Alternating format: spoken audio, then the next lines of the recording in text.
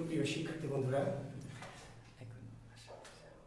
শুরু হয়ে যাবে এখন ক্লাস, তাই তো? নাকি কেউ ঢুকেনি, আসেনি, লাইভে আসবে।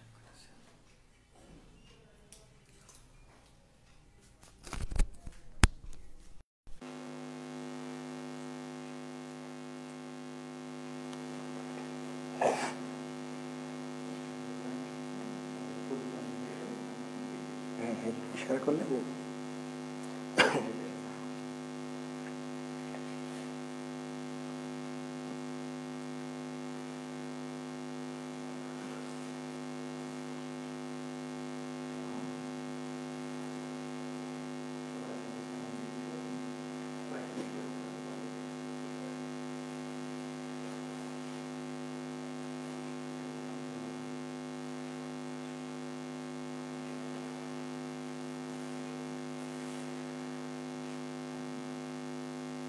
ওয়ালাইকুম আসসালাম। সবাই আমার সাথে যুক্ত হচ্ছ, সবাইকে শুভকামনা জানাচ্ছি। আর যারা আমাকে সালাম দিচ্ছ, আমি সবার জন্য ওয়ালাইকুম আসসালাম ওয়া রাহমাতুল্লাহ।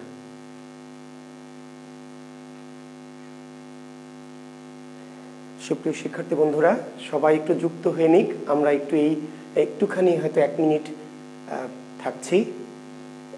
অনেক শিক্ষার্থী যারা একটু যুক্ত হতে হয়তো একটু সময় লাগবে, 1 মিনিটের মতো আমরা পরেই সবাই যুক্ত হয়ে পড়লে আমরা আমাদের আনুষ্ঠানিকতা শুরু করব।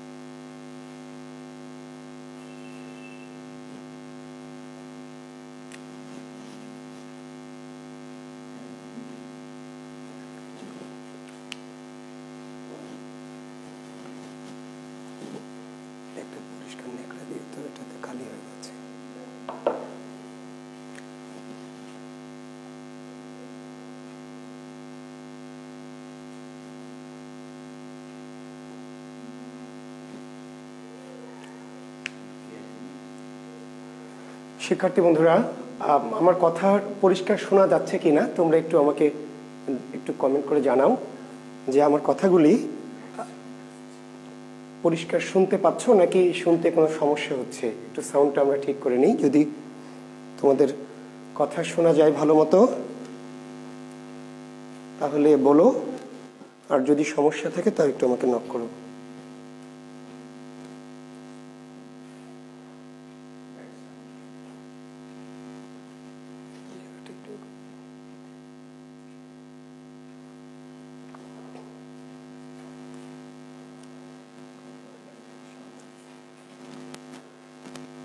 শিক্ষার্থী বন্ধুরা, আশা করছি আমাকে তোমরা ভালো মতো শুনতে পারছো এবং দেখতে পাচ্ছ আর কি।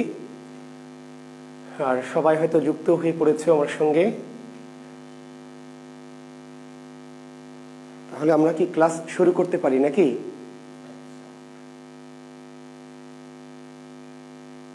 Bad sound.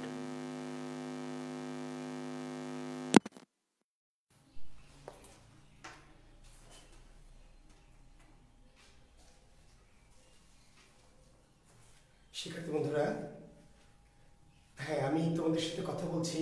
দেখো তো এখন কি শব্দ ভালো শোনা যাচ্ছে আগের চেয়ে, না আগের চেয়ে আরো খারাপ শোনা যাচ্ছে?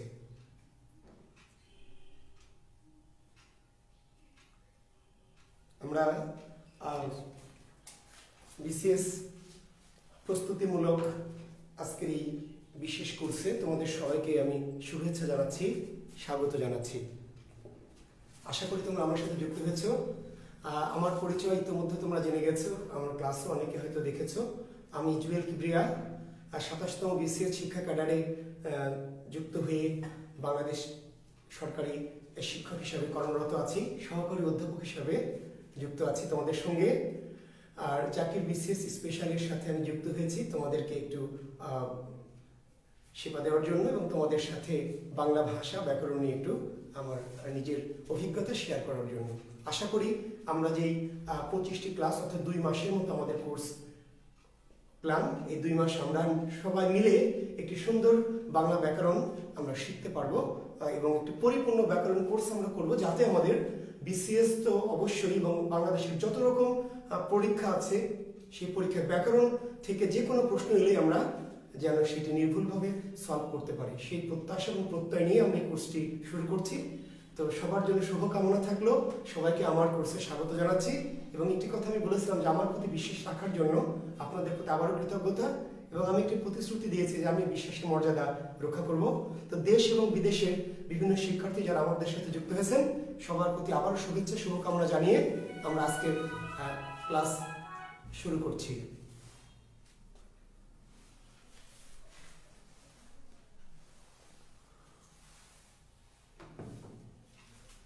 তো তাহলে সবাই আমার সাথে যুক্ত হয়েছে এবং আশা করছি আমাকে শুনছো। আচ্ছা, দেখো শিক্ষার্থী বন্ধুরা, আমরা বাংলা ব্যাকরণ এই শব্দটি লিখেছি। তো আমি ব্যাকরণে যাওয়ার আগে একটু বাংলা নিয়ে একটু কথা বলতে চাই, তারপরে ব্যাকরণে যাব। আজকের ক্লাসটি আমাদের আসলে একটু ভূমিকা ক্লাস, আমরা একটু বাংলা ভাষা এবং ব্যাকরণের প্রেক্ষাপটে আলোচনা করব। তো বাংলা পৃথিবীর কততম ভাষা, এমন একটি প্রশ্ন আমি শুরুতে একটু বলে নিই যে বাংলা পৃথিবীর কততম ভাষা। এর উত্তর হতে পারে সপ্তম, উত্তর হতে পারে চতুর্থ। এখন শুরুতেই বলবে যে স্যার আপনি তো শুরুতে আমাদের কনফিউজ করছেন যে পৃথিবীতে বাংলা ভাষার অবস্থান কততম। উত্তর হতে পারে সপ্তম, উত্তর হতে পারে চতুর্থ। কিভাবে? এটা হলো ভাষাভাষী বা ভাষীর জনসংখ্যার দিক থেকে, ভাষার সংখ্যাগত দিক থেকে, ভাষার সংখ্যাগত দিক থেকে বা কতজন মানুষ বাংলা ভাষায় কথা বলে, পৃথিবীতে কত বেশি সংখ্যক মানুষ বাংলা ভাষায় কথা বলে, এর উপর ভিত্তি করে বাংলা পৃথিবীর সপ্তম ভাষা। ঠিক আছে? অর্থাৎ পৃথিবীতে কোন ভাষায় কত বেশি মানুষ কথা বলে, ঠিক আছে, এটা পৃথিবীর প্রথম ভাষা কোনটি যদি কেউ জানতে চাও তাহলে তার উত্তর হচ্ছে মান্দারিন। চীনের ভাষা মান্দারিন হচ্ছে ভাষাভাষী জনসংখ্যার দিক থেকে পৃথিবীর সবচেয়ে প্রথম ভাষা, যেই ভাষায় সবচেয়ে বেশি মানুষ কথা বলে।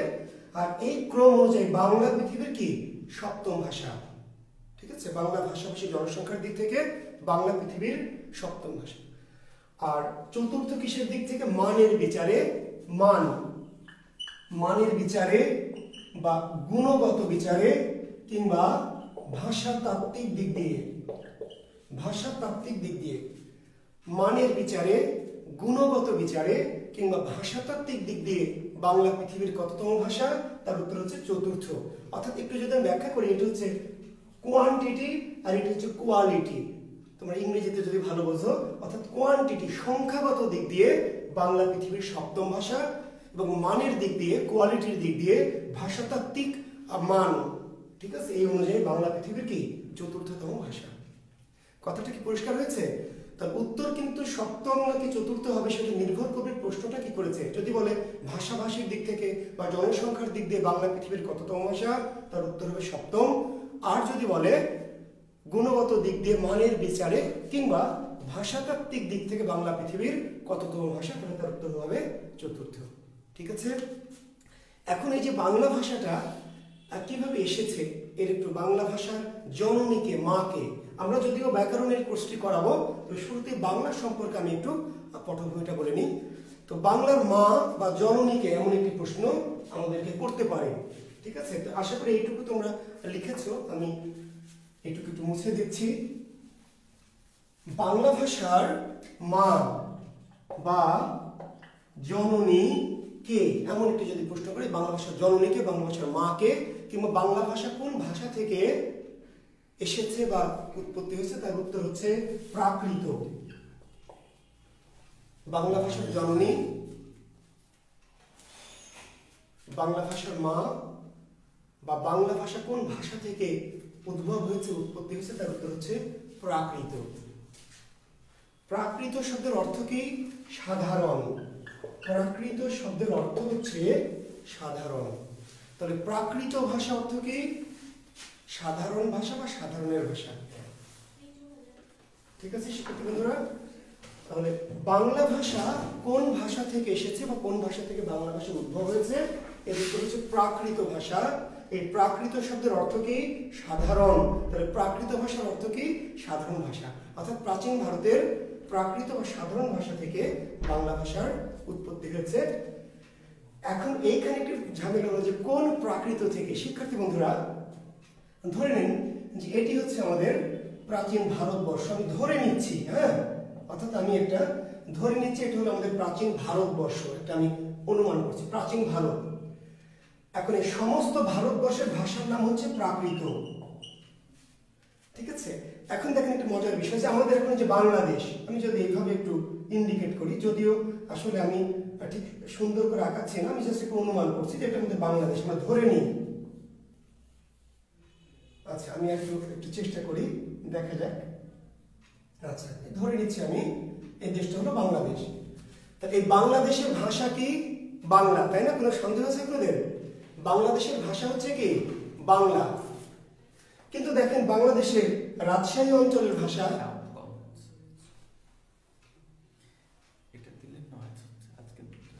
আচ্ছা দেখি তাহলে একটু, হ্যাঁ তাহলে এটা চেঞ্জ করতে হবে নাকি?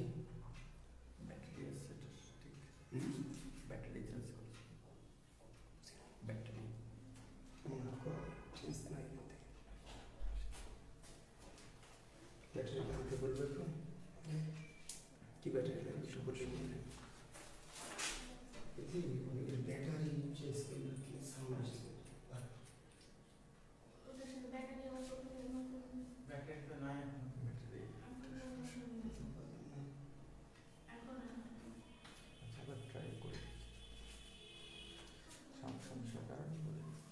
শব্দের সমস্যা হচ্ছে তোমাদের? কি শব্দ কি মানে আসতে যাচ্ছে নাকি? আচ্ছা আরেকবার একটু আমরা দেখি, স্পিকারটা একটু আর একটু লাগাচ্ছে, দেখা যাক।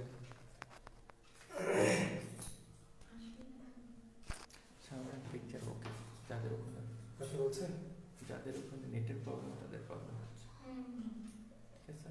আপনার অনেকেই আছে ক্লিয়ার বলছে, অনেকে বলছে শোনা যাচ্ছে। হ্যাঁ তার মানে আসলে তাদেরই নেটের প্রবলেম হচ্ছে, ঠিক আছে। এখন হ্যাঁ ওকে, তাহলে এটা লাগাচ্ছে না। শিক্ষার্থী বন্ধুরা অনেকেই থেমে যাচ্ছে, তাদের ওইখানে নেটের প্রবলেম, বুঝতে পারছি। তো ঠিক আছে, হ্যাঁ তাহলে আমি যেটা বোঝাতে চাচ্ছি যে বাংলাদেশে ভাষা কিন্তু বাংলা, ছোট্ট একটা দেশ বাংলাদেশ। এখন ভাবেন যে বাংলাদেশের চাপাই অঞ্চল, একই বাংলাদেশ, সেখানকার ভাষাটা একটু ভিন্ন। আবার নোয়াখালী যে অঞ্চল, আমার শিক্ষার্থীরা নিশ্চয়ই কেউ কেউ আছে নোয়াখালী অঞ্চলের, সেখানকার ভাষাটা কিন্তু আবার একটু আলাদা। আবার বরিশাল অঞ্চলে যারা আছেন সেখানকার ভাষাটা কিন্তু আবার একটু কি ভিন্ন। চট্টগ্রামের যারা, সেখানকার বাংলা ভাষা কিন্তু আবার একটুখানি হলেও কি আলাদা। তার মানে ছোট্ট একটি বাংলাদেশ, এই বাংলাদেশে একই বাংলা ভাষা, আবার পাবনা অঞ্চলের যারা, তাদের ভাষাটা কিন্তু আবার একটু ভিন্ন। তো ছোট্ট একটি দেশ বাংলাদেশ, একই ভাষা বাংলা, কেউ কিন্তু বলবে না যে চট্টগ্রামের ভাষা বাংলা নয়, বা সিলেটের ভাষা বাংলা নয়, বা নোয়াখালীর ভাষা বাংলা নয়, কিংবা চাঁপাইনবাবগঞ্জের ভাষা বাংলা নয়, কুড়িগ্রামের ভাষা বাংলা নয়।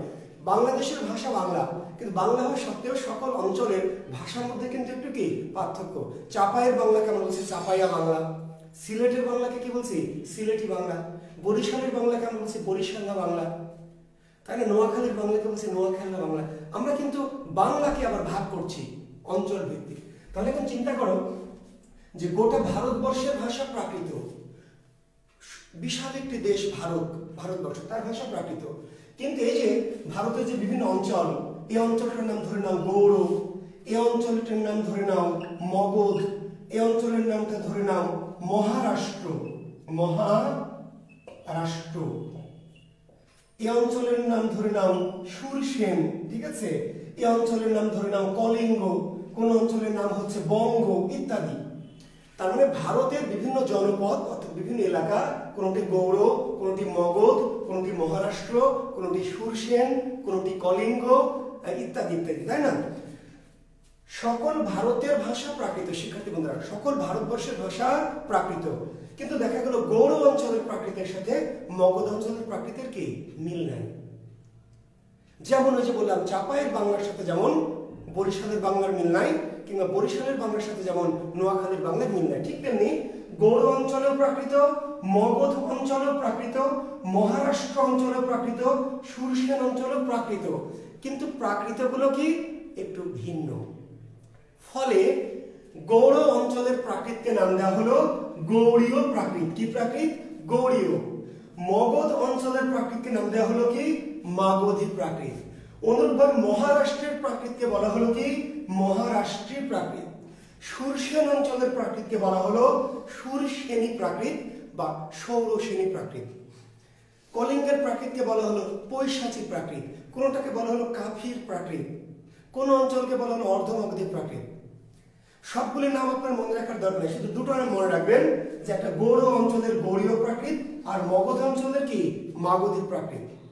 কেন এই প্রসঙ্গটা নিয়ে আসছি শিক্ষার্থী বন্ধুরা, কিছু জিনিস বিসিএস পরীক্ষা যারা দিবেন, বিশেষ করে বা অন্য জবের পরীক্ষা দিবেন, আপনার জ্ঞানের মধ্যে কিন্তু কোনো কনফিউশন, কোনো দ্বিধাদ্বন্দ্ব থাকা যাবে না। একদম আপনাকে একটা পরিষ্কার একটি স্বচ্ছ ধারণা তৈরি করতে হবে, ঠিক আছে?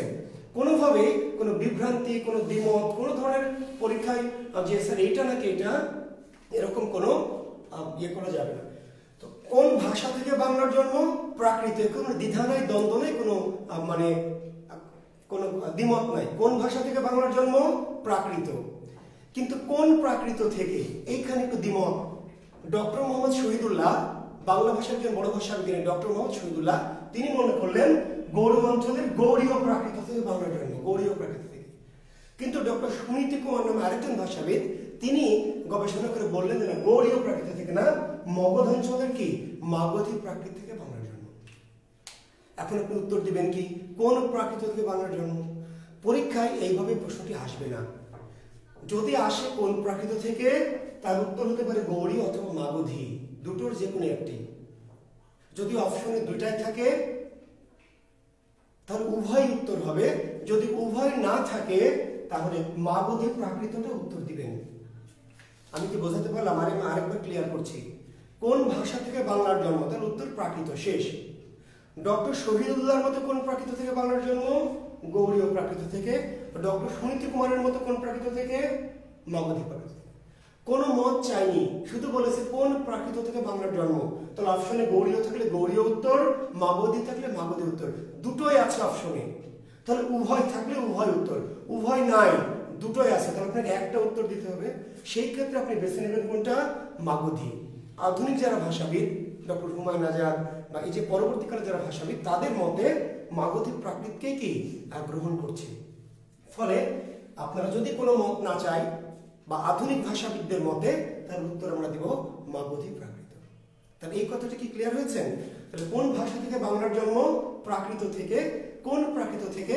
ডক্টর শহীদুল্লাহর মত চাইলে গৌড়ীয় প্রাকৃত, ডক্টর সুনীতি কুমারের মত চাইলে কি মাগধী প্রাকৃত।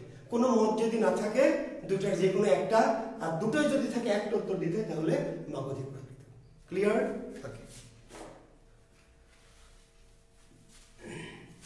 এখন এই যে আমরা প্রাকৃত ভাষা থেকে আমরা পেলাম কি, একটি আমরা পেলাম গৌড়ীয় প্রাকৃত, আরেকটি পেলাম কি মাগধী প্রাকৃত। এই গৌড়ীয় প্রাকৃত কিংবা মাগধী প্রাকৃত যাই বলি না কেন, এই প্রাকৃতের পরবর্তী স্তরের নাম কি? অপভ্রংশ। প্রাকৃতের পরবর্তী স্তরের নাম অপভ্রংশ। অপভ্রংশ।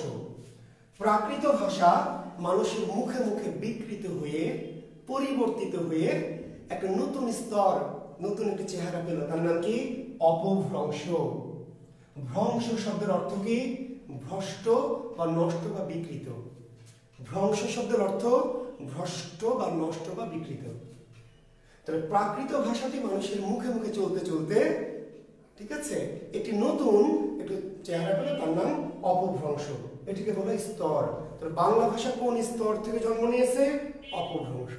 এই অপভ্রংশ ভাষাটাকে পরবর্তীতে একটু আরেকটু মডিফাই করে, একটু ঘষে মেজে নতুন একটা রূপ দেওয়া হয়েছে।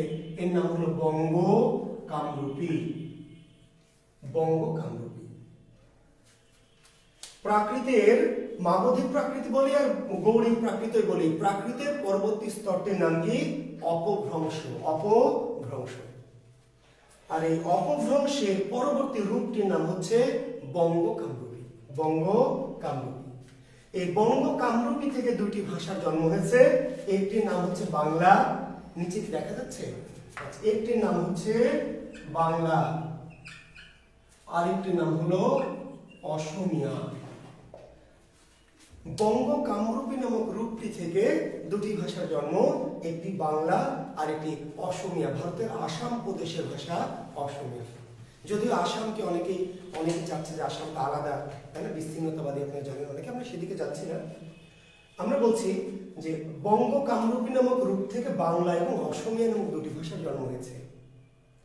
ফলে বাংলা ভাষার সহোদরকে, এমন একটি প্রশ্ন বিশেষ করতে পারে, বাংলা ভাষার সহোদরকে, বাংলা ভাষার ভাইকে, বাংলা ভাষার ভাতৃস্থানীয় ভাষা কোনটি? একই শব্দের একটু সিনোনিমাস, ঠিক আছে? বাংলা ভাষার সহোদর, বাংলা ভাষার ভাই, ঠিক আছে, বাংলার ভাতৃপ্রতিম ভাষা, ভাতৃপ্রতিম ভাষা কোনটি? বাংলার সহোদরকে, বাংলার ভাইকে, বাংলার ভাতৃপ্রতিম ভাষা কোনটি? তার উত্তর কি? অসমীয়া। বা কোনো বই লেখা আছে আসামি। ভারতের আসাম প্রদেশের ভাষা আসামি, আসলে ভাষাটির প্রকৃত নাম হচ্ছে অসমীয়া। এই ভাষাটি হলো বাংলার ভাই বা বোন বা সহোদর বা ভাতৃস্থানীয়। কেন? একই বঙ্গ কামরূপী নামক রূপ থেকে, একই অপভ্রংশ স্তর থেকে এবং একই প্রাকৃত ভাষা থেকে বাংলা এবং অসমীয়ার জন্ম হয়েছে। তাহলে এখন আমার মনে হয় যে আপনারা বাংলা ভাষার জন্মটা, আমি আরেকবার রিপিট করছি, আপনারা একবার শুনে নেন যারা হয়তো আরেকবার। তাহলে বাংলা ভাষার জন্ম হয়েছে কোন ভাষা থেকে? ভাষা থেকে কোন ভাষা থেকে? প্রাকৃত। প্রাকৃত শব্দের অর্থ কি? সাধারণ। তাহলে প্রাকৃত ভাষা মানে কি? সাধারণ ভাষা, সাধারণের ভাষা। কিন্তু প্রাকৃতের অনেকগুলি ভাগ ছিল, অনেকগুলি অঞ্চল ভেদে ভাগ ছিল। এর মধ্যে প্রধান দুটি ভাগ, একটি গৌড়ীয় প্রাকৃত আর একটি কি? মাগধী প্রাকৃত। গৌড়ীয় এবং মাগধী। ডক্টর শহীদুল্লাহ মনে করলেন যে গৌড়ীয় প্রাকৃত থেকে বাংলার জন্ম, আর ডক্টর সুনীতি কুমার চট্টোপাধ্যায় মনে করলেন মাগধী প্রাকৃত থেকে বাংলার জন্ম। কিন্তু সরাসরি প্রাকৃত থেকে জন্ম হলো না। প্রাকৃত ভাষাটা আবার একটু বিকৃত হয়ে মানুষের মুখে মুখে পরিবর্তিত একটি নতুন স্তর হলো, যার নাম অপভ্রংশ। এই অপভ্রংশ থেকে আবার আরেকটু মডিফাই হয়ে একটি ভাষা রূপ হলো, যার নাম হচ্ছে বঙ্গ কামরূপী। এই বঙ্গ কামরূপী থেকে বাংলা এবং অসমীয়া নামক ভাষার জন্ম। তাহলে কোন রূপ থেকে বাংলার জন্ম? বঙ্গ কামরূপী। কোন স্তর থেকে বাংলার জন্ম? অপভ্রংশ। কোন ভাষা থেকে বাংলার জন্ম? প্রাকৃত। কোন প্রাকৃত? গৌড়ীয় প্রাকৃত অথবা মাগধী প্রাকৃত। এই পর্যন্ত আমার মনে হয় যে আমি আপনাদেরকে পরিষ্কার করতে পেরেছি বিষয়টি। আর আরেকটি প্রশ্ন এখানে একটু বলে আমরা ব্যাকরণে যাব, ঠিক আছে? বাংলা ভাষা কোন বংশ থেকে জন্ম নিয়েছে? কোন বংশ? ভাষা বংশ। তাহলে একটু কোন ভাষা থেকে? তাহলে প্রাকৃত। কিন্তু কোন বংশ থেকে? এই বংশটির নাম হচ্ছে ইন্দো ইউরোপীয়। বংশটির নাম কি? ইন্দো ইউরোপীয়। ভাষা বংশ। বাংলা ভাষা যে বংশতে, যেন আমরা ধরেন জন্ম নিয়েছি, কেউ চৌধুরী বংশ, কেউ খান বংশ, কেউ মোল্লা বংশ, তাই না? এরকম কেউ প্রামাণিক বংশ, অনেক বংশ আছে আমাদের মানুষের, যেমন ঠিক তেমনি ভাষার বংশ।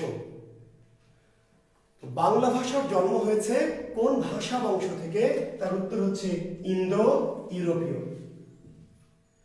পৃথিবীর সবচেয়ে প্রাচীন ভাষা বংশ কোনটি?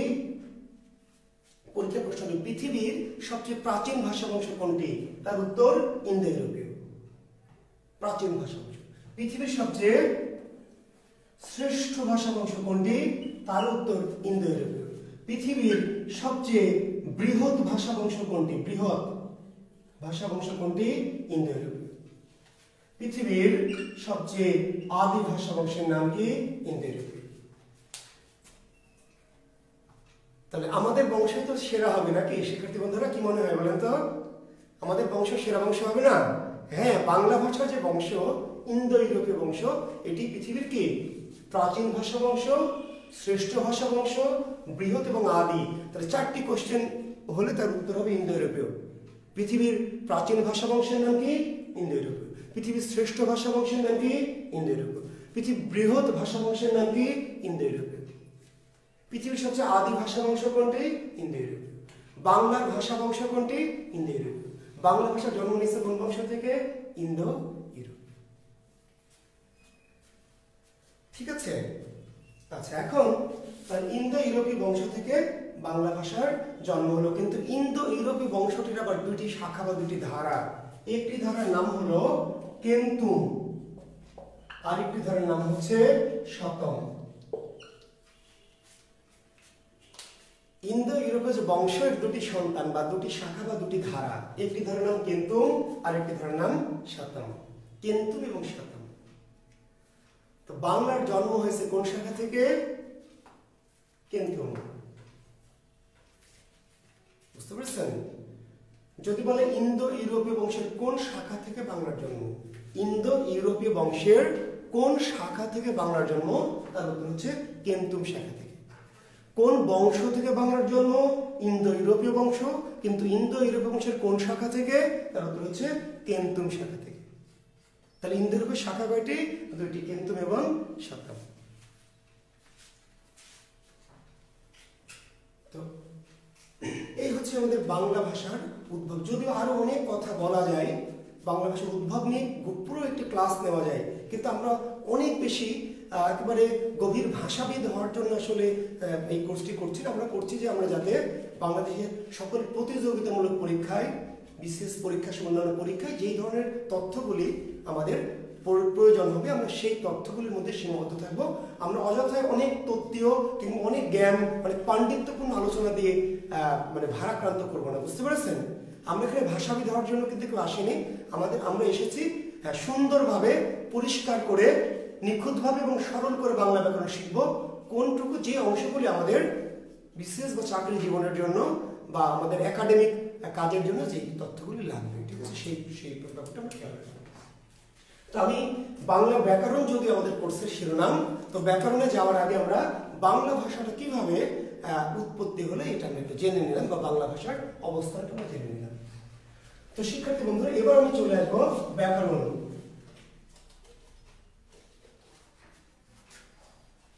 বইগুলোতে শতম, অনেক বইয়ে শতম দেওয়া আছে, অনেকে শতম দেওয়া আছে, কেন্তুম এবং শাতম। বাংলা ভাষার উদ্ভব হয়েছে কেন্তুম, শাতম, শাতম। আচ্ছা, তাহলে শতম শাখা কেন্তুম, কেন্তুম হচ্ছে ক, শাতম, শতম কি তাই তো, কেন্তুম হচ্ছে ক, শাতম এস, শতম শাখা থেকে। ঠিকই বলছি, ওরা কি করছে? হ্যাঁ, ঠিকই বলছি শিক্ষার্থী বন্ধুরা, আমি একটু ভুল করছি শিক্ষার্থী বন্ধুরা। হ্যাঁ, ধন্যবাদ তোমাদেরকে।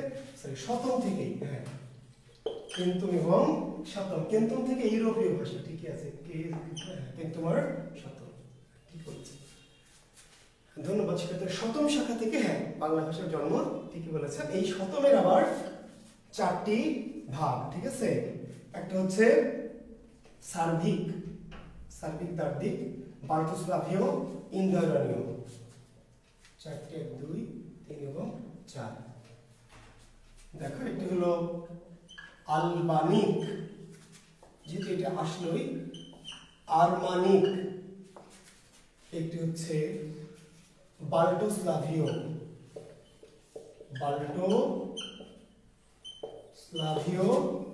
আর একটি হলো ইন্দো ইরানীয়। ঠিক বলেছেন শিক্ষার্থী বন্ধুরা, সরি, হ্যাঁ। তাহলে ইন্দো ইউরোপীয় শতম শাখা থেকে বাংলার জন্ম। শতম শাখার আবার প্রধান চারটি ভাগ, কি কি? একটা হলো আলবানিক, কি কি একটু লিখে নিতে পারেন এই তথ্যটা। একটি হলো আলবানিক, একটি হলো আরমানিক, একটি হলো বাল্টোস্লাভীয়, আর একটি নাম হচ্ছে ইন্দো ইরানীয়।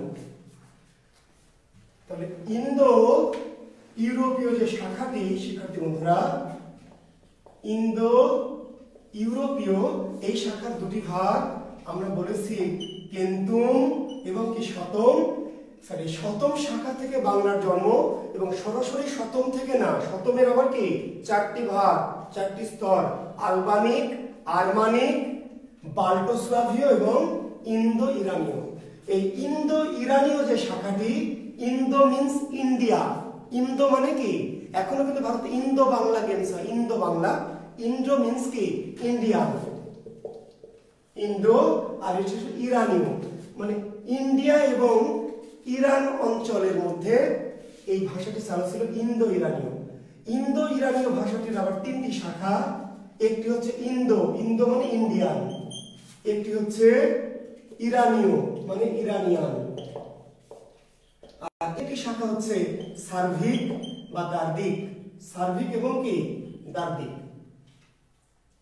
সার্বিক, দ্বার্থিক। একটু এই জায়গায় ক্লিয়ার করি। তাহলে ইন্দো ইরানীয় অর্থাৎ শতমের 4টি ভাগ, আলবানিক, Armanik, বাল্টোস্লাভিক, Indo ইরানীয়। Indo ইরানীয় means Indo এবং ইরানীয়। তাহলে ইন্দো মানে ইন্দো, ইন্দোটাকে আমরা লিখতে পারি ভারতীয়। ইন্দো বা কি ভারতীয়, একটি হচ্ছে ইরানীয়, আর একটি হলো সার্বিক এবং কি দাদ্বিক। ইরানীয় অঞ্চলের ভাষা ইরানীয় থেকে হলো ইরানের যে ভাষা। সার্বিক দাদ্বিক এই যে আমাদের যে বিভিন্ন কিছু স্থান আছে, কিরগিজস্তান, তুর্কমেনিস্তান, ঠিক আছে, তারপরে কাজাকিস্তান, এই টাইপের অঞ্চলের ভাষা হচ্ছে সার্বিক বা দাদ্বিক। আর ভারতের ভাষার নাম হচ্ছে ইন্দো বা ভারতীয়। এই ভারতীয় শাখারই একটি বিশেষ রূপের নাম হচ্ছে প্রাকৃত। ভারতীয়র অনেকগুলি শাখা, ঠিক আছে, পালি, হ্যাঁ, প্রাকৃত, তারপরে হচ্ছে হিন্দ। তো এই প্রাচীন ভারতীয়রই একটি বিশেষ রূপের নাম হচ্ছে বা বিশেষ একটি স্তরের নাম হচ্ছে প্রাকৃত। এবং এই প্রাকৃত থেকে কিন্তু আমরা পরবর্তীতে বাংলার এটা দেখেছি। তা আমি মাঝে এত বড় দেখাতে চাইনি, তারপরে একটু দেখিয়ে রাখলাম। আরেকবার বলছি, তাহলে আমরা কি করলাম, আমরা শতম শাখাটাকে 4 ভাগে ভাগ করলাম। 4টি ভাগ, আলবানিক, আর্মানিক, বাল্টোস্লাভি এবং কি ইন্দো ইরানীয়। ইন্দো ইরানীয় মানে ইন্দো মানে ভারতীয়, ইরানীয় মানে ইরানীয়, আর মাঝামাঝি একটি ভাষার নাম হচ্ছে সার্বিক বা দাদ্বিক। ইন্ডিয়া অঞ্চলে ইন্দো বা ভারতীয়, ইরান অঞ্চল ইরানীয়, আর এর মাঝামাঝি অঞ্চলগুলোতে সার্বিক বা দাদ্বিক। এই যে ইন্দো বা ভারতীয়, এই ভারতীয় ভাষার আবার অনেক শাখা প্রশাখা। তার একটি ভাষার নাম হচ্ছে, একটি স্তরের নাম হচ্ছে প্রাকৃত। এই প্রাকৃত থেকে পরবর্তীতে আবার নানান ভাগে কি বাংলা তৈরি হয়েছে, সেটি আমরা ছকের মাধ্যমে দেখিয়েছি, ঠিক আছে। আমরা তাহলে বাংলা ভাষার উদ্ভব, আসলে অনেক উদ্ভব নিয়ে অনেক মতাদর্শ আছে, অনেক রকমের মানে গবেষণা আছে, অনেক কথা আছে, যেগুলি আমরা অনেক গভীর কথাবার্তায় আমরা বলেছি যে আমরা যেতে চাচ্ছি না, কারণ ভাষাতত্ত্বের আলোচনাটা আমরা খুব মুখ্য করে করতে চাচ্ছি না। আমরা মূলত ব্যাকরণের আলোচনাটাই মুখ্য করে করব বলে পোস্টার টাইটেলটা দিয়েছি। এখন লিখবেন ব্যাকরণ। প্রথম একটি প্রশ্ন লিখবেন, ব্যাকরণ কি? শিক্ষার্থী বন্ধুরা একটু গুরুত্বপূর্ণ প্রশ্ন লিখবেন, ব্যাকরণ কি? এর উত্তর আপনাদের জানা আছে? কেউ কি একটু লিখবেন কমেন্টসে, ব্যাকরণ কি, এর উত্তর জানা আছে কিনা? ব্যাকরণ কি কেউ লেখেন তো একটু দেখি, ব্যাকরণ কি?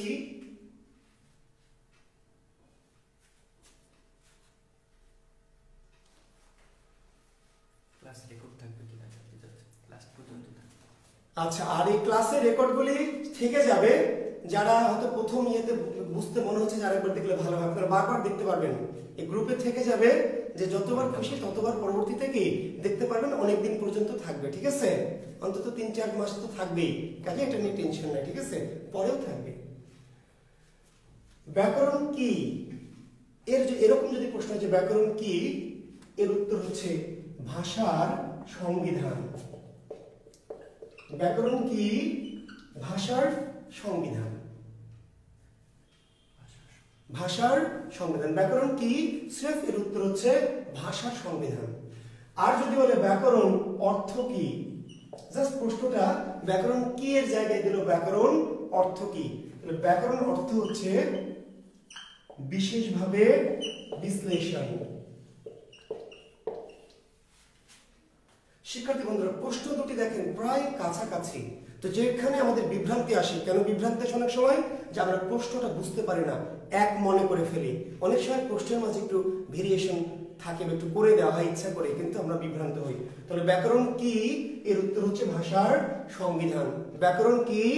ভাষা কি? সংবিধান। আর ব্যাকরণ অর্থ কি? বিশেষভাবে বিশ্লেষণ। তাহলে দুটো প্রশ্ন, ব্যাকরণ কি ভাষার সংবিধান, আর ব্যাকরণ অর্থ কি বা ব্যাকরণ শব্দটির অর্থ কি, তার উত্তর হচ্ছে বিশেষভাবে বিশ্লেষণ। এখন প্রশ্ন হবে এমন যে ব্যাকরণ এর বিশ্লেষণ কি?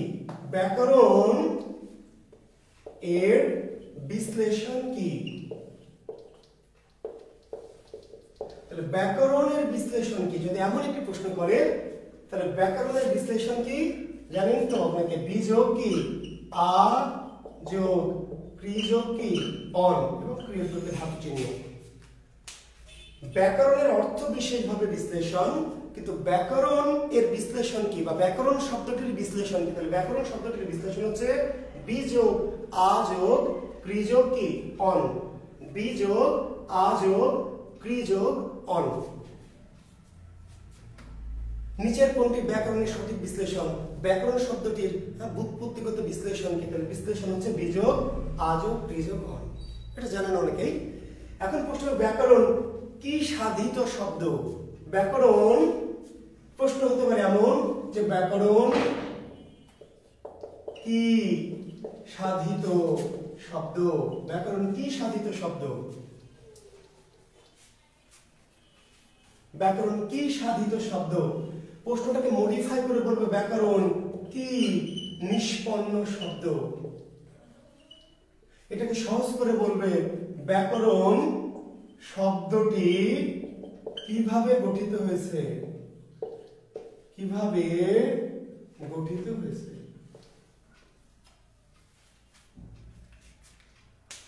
একই প্রশ্ন কিন্তু প্রশ্নটাকে মডারেট করা হয়েছে। তাহলে ব্যাকরণ শব্দটি কিভাবে গঠিত হয়েছে, একই প্রশ্ন করবে যে ব্যাকরণ কি সাধিত শব্দ, একই প্রশ্ন করবে ব্যাকরণ কি নিষ্পন্ন শব্দ বা ব্যাকরণ শব্দটি কিভাবে নিষ্পন্ন হয়েছে। কি ব্যাকরণ প্রত্যয় সাধিত, কি সাধিত? প্রত্যয় সাধিত বা প্রত্যয় নিষ্পন্ন বা প্রত্যয় যোগে গঠিত। ব্যাকরণ শব্দটি কি সাধিত? প্রত্যয় সাধিত। কি নিষ্পন্ন? প্রত্যয় নিষ্পন্ন। কিভাবে গঠিত হয়েছে? প্রত্যয় যোগে।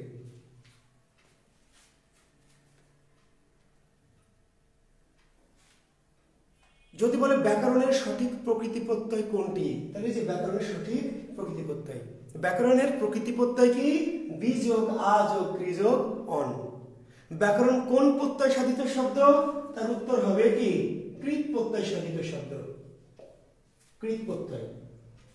কেন কৃৎ প্রত্যয়? এই যে রুট আছে, তা আমরা প্রত্যয় নিয়ে আমাদের ক্লাস আছে, আমরা আলোচনা করব, তখন আমি বিশদ ব্যাখ্যায় যাব। শুধু বলে রাখি যে ব্যাকরণ কি সাধিত? প্রত্যয় সাধিত, প্রত্যয় নিষ্পন্ন শব্দ। আর ব্যাকরণ কোন প্রত্যয় সাধিত শব্দ? কৃৎ প্রত্যয় সাধিত। ঠিক আছে, ব্যাকরণের প্রকৃতি প্রত্যয় কি? তাহলে এই যে এটাই প্রকৃতি প্রত্যয়, বি যোগ আ যোগ ক্রি যোগ কি অন। ঠিক আছে না? এখন ব্যাকরণ কি জাতীয় শব্দ? ব্যাকরণ কি জাতীয় শব্দ? কি জাতীয়? অনেক সময় প্রশ্ন বুঝতে অসুবিধা হবে। শিক্ষার্থী বন্ধুরা, প্রশ্ন যদি না বোঝেন তাহলে উত্তর কিন্তু বুঝতে পারবেন না। উত্তর বোঝা পরে, প্রশ্নটি বোঝা আগে বড় কাজ। প্রশ্ন বুঝতে হবে, পরীক্ষকের প্রশ্নের ইমেজ বুঝতে হবে, মিনিং বুঝতে হবে। ব্যাকরণ এবার কি জাতীয় শব্দ? কি জাতীয়? এর উত্তর কি? ব্যাকরণ কি জাতীয় শব্দ? এর উত্তর হচ্ছে তৎসম বা কি সংস্কৃত। তৎসম বা সংস্কৃত। ব্যাকরণ কি জাতীয় শব্দ? এর উত্তর হচ্ছে তৎসম বা সংস্কৃত।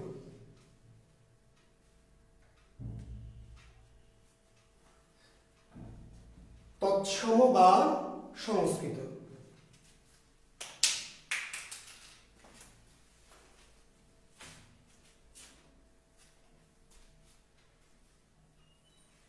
ব্যাকরণ শব্দটি কোন ভাষার শব্দ? বলতে পারে ব্যাকরণ শব্দটির উৎস ভাষা কি? উৎস ভাষা কি? একই প্রশ্নের মডারেট রূপ, একই প্রশ্নের রূপ। বুঝতে পারলেন?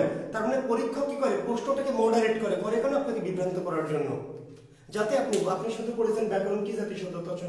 ব্যাকরণ উৎস ভাষা কি? তাহলে ব্যাকরণ শব্দটির উৎস ভাষা কি? তৎসম সংস্কৃত।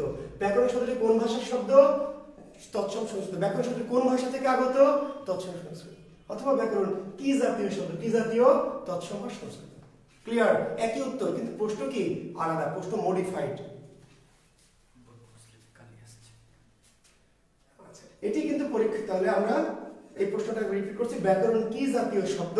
তৎসম বা সংস্কৃত। ব্যাকরণ শব্দটি কোন ভাষার শব্দ? তৎসম বা সংস্কৃত। ব্যাকরণ শব্দটির উৎস ভাষা কি বা কোন ভাষা থেকে উৎপত্তি হয়েছে বা আগত হয়েছে? তার উত্তর তৎসম বা সংস্কৃত।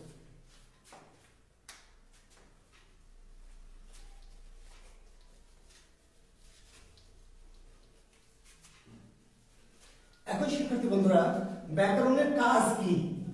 সহজ একটি প্রশ্ন, ব্যাকরণের কাজ কি?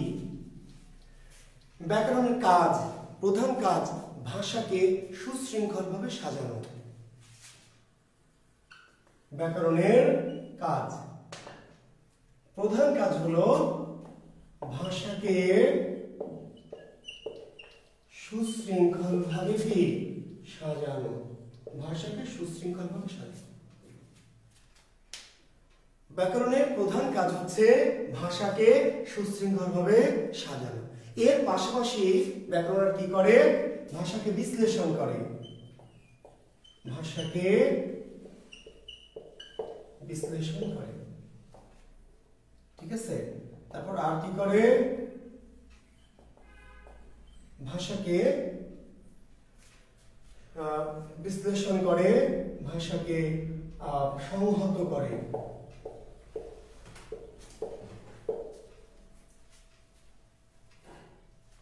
ভাষায় শৃঙ্খলা আনয়ন করে, ভাষায় শৃঙ্খলা আনয়ন করে। ভাষার প্রধান কাজ, ব্যাকরণের প্রধান কাজ, ভাষার না, ব্যাকরণের প্রধান কাজ কি?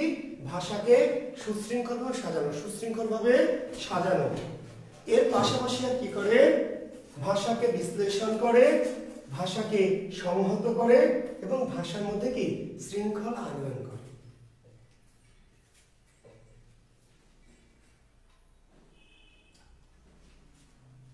ঠিক আছে?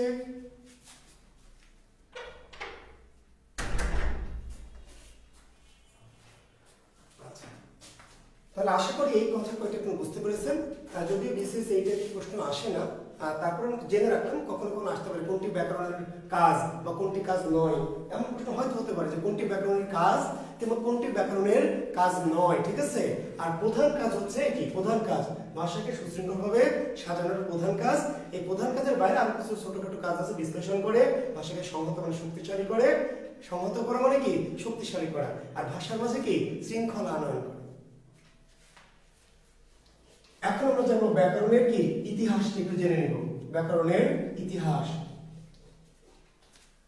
বাংলা ভাষার প্রথম ব্যাকরণ যে ভদ্রলোকটা লিখেছেন, তার আগে বাংলা ভাষার ব্যাকরণের আগে একটু জানে রাখি পিছনে যে ভারতীয় উপমহাদেশের প্রথম ব্যাকরণ, ভারতীয় উপমহাদেশের প্রথম ব্যাকরণটি, ব্যাকরণবিদ বা ভারতের সবচেয়ে প্রাচীন ব্যাকরণবিদের নাম পাণিনি, জেনে রাখেন। ভারতবর্ষের সবচেয়ে প্রাচীন ব্যাকরণবিদের নাম হচ্ছে পাণিনি। কোন ভাষার ব্যাকরণবিদ তিনি? আর্য বা সংস্কৃত। ভারতবর্ষের সবচেয়ে প্রাচীন যিনি ব্যাকরণবিদ, সবচেয়ে আদি ব্যাকরণবিদ, তার নাম কি? পণ্ডিত পাণিনি। পাণিনি, পয়াকার মূর্ধন্য রস্বই দন্ত রস্বই, পাণিনি। খ্রিস্টপূর্ব ৫ম শতকের দিকে, আজ থেকে ৩০০০ বছর আগে, ধারণা করে আজ থেকে ৩০০০ বছর আগে খ্রিস্টপূর্ব ৫ম-৬ষ্ঠ শতকের দিকে তিনি প্রথম ব্যাকরণ লিখেছিলেন। সেই ব্যাকরণটির নাম কি ছিল? অষ্টাধ্যায়ী। শিক্ষার্থী বন্ধুরা একটু নামটা লিখে নেবেন যে পাণিনি রচিত ব্যাকরণের নাম কি? অষ্টাধ্যায়ী। অষ্টাধ্যায়ী। কিংবা প্রশ্ন হলো অষ্টাধ্যায়ী ব্যাকরণের রচয়িতা কে? তার উত্তর পাণিনি। ভারতের প্রথম ব্যাকরণের নাম কি? অষ্টাধ্যায়ী। আবার কোন কোন গবেষক এমনও বলেছেন যে পৃথিবীর সবচেয়ে প্রথম ব্যাকরণ অষ্টাধ্যায়ী, এমনও বলেছেন যে পৃথিবীতে এর আগে কোনো ব্যাকরণ রচিত হয়নি। অর্থাৎ ভারতবর্ষের তো বটেই, পৃথিবীরও সবচেয়ে প্রাচীন ভাষা মানে ব্যাকরণের নাম হচ্ছে অষ্টাধ্যায়ী। তো পৃথিবীর কিনা এটা নিয়ে একটু গবেষকদের মাঝে দ্বিমত আছে, তবে ভারতবর্ষের যে প্রথম ব্যাকরণ অষ্টাধ্যায়ী, ভারতবর্ষের গোটা ভারত উপমহাদেশে, সেটা নিয়ে কোনো সন্দেহ নেই। ভারতবর্ষের সবচেয়ে প্রাচীন ব্যাকরণের নাম অষ্টাধ্যায়ী এবং সবচেয়ে প্রাচীন ব্যাকরণবিদ বা আদি ব্যাকরণবিদের নাম কি? পাণিনি। আর এই ব্যাকরণটি বাংলা ভাষায় নয়, তাই না? কোন ভাষায়? আর্য বা কি সংস্কৃত ভাষায়, আর্য বা সংস্কৃত ভাষায় লেখা। আর আমরা যেহেতু বাংলা ব্যাকরণের আলোচনা করছি, তো বাংলা ভাষায় বাংলা ভাষার প্রশ্নটি লিখবেন, কারণ আছে। বাংলা ভাষার প্রথম ব্যাকরণ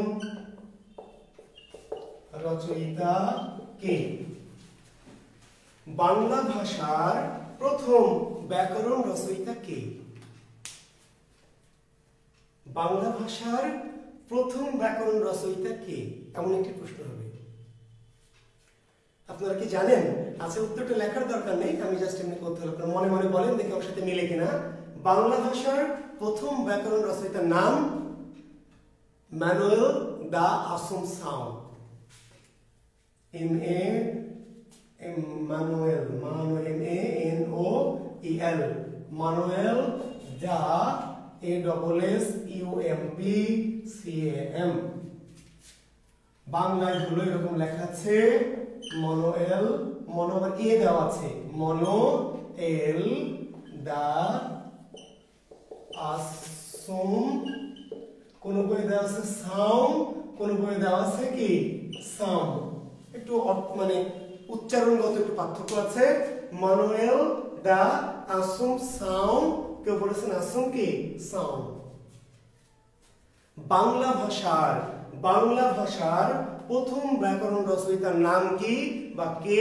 তার উত্তর ম্যানুয়েল দা আসুনসাও। বাংলা ভাষার প্রথম ব্যাকরণ কারা লিখেছে শিক্ষার্থী বন্ধুরা? মজার প্রশ্ন না, যে বাংলা ভাষার ব্যাকরণ আবার কারা লিখবে?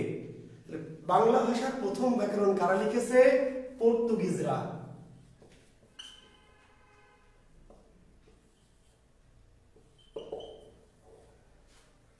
বাংলা ভাষার ব্যাকরণ প্রথমে বাঙালিদের দ্বারা রচিত হয়নি। বাংলা ভাষার ব্যাকরণ প্রথম যিনি লিখেছেন সে ভদ্রলোক পর্তুগিজ পাদ্রী ম্যানুয়েল দা আসুনসাও। পর্তুগিজ পাদ্রী ম্যানুয়েল দা আসুনসাও বাংলা ভাষার প্রথম কি ব্যাকরণের রচয়িতা। 1734 সালে এই ভদ্রলোক ব্যাকরণটি লিখেছিলেন। যদিও ব্যাকরণটির প্রকাশকাল হচ্ছে 1743, দুটি সাল মনে রাখবেন। এটা হচ্ছে রচনাকাল, রচনা করেছেন 1734 সালে, কিন্তু প্রকাশিত হয়েছে কত সালে? প্রকাশিত 1743 সালে। বাংলা ভাষার প্রথম ব্যাকরণ কত সালে প্রকাশিত হয়? বাংলা ভাষার প্রথম ব্যাকরণ প্রকাশিত হয় 1743 সালে। কোথা থেকে প্রকাশিত হয়? পর্তুগালের রাজধানী লিসবন। পর্তুগালের রাজধানী লিসবন। বাংলা ভাষার প্রথম ব্যাকরণ কোথা থেকে প্রকাশিত হয়? এর উত্তর হচ্ছে পর্তুগালের রাজধানী লিসবন থেকে।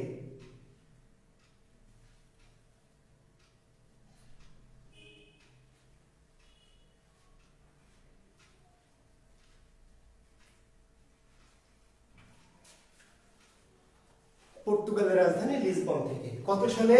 1734 সালে প্রকাশিত হয়। বাংলা ভাষার প্রথম ব্যাকরণ কোন ভাষায় রচিত হয়েছে? এমন একটি প্রশ্ন হবে। বাংলা ভাষার প্রথম ব্যাকরণ কোন ভাষায় রচিত হয়েছে? এখন শিক্ষার্থী বন্ধুরা আরো মজার প্রশ্ন, যে বাংলা ভাষার ব্যাকরণ কোন ভাষায় রচিত হয়েছে, এ আবার কি জিনিস? ব্যাকরণটি বাংলা ভাষার, আর রচিত হয়েছে আবার কোন ভাষায়?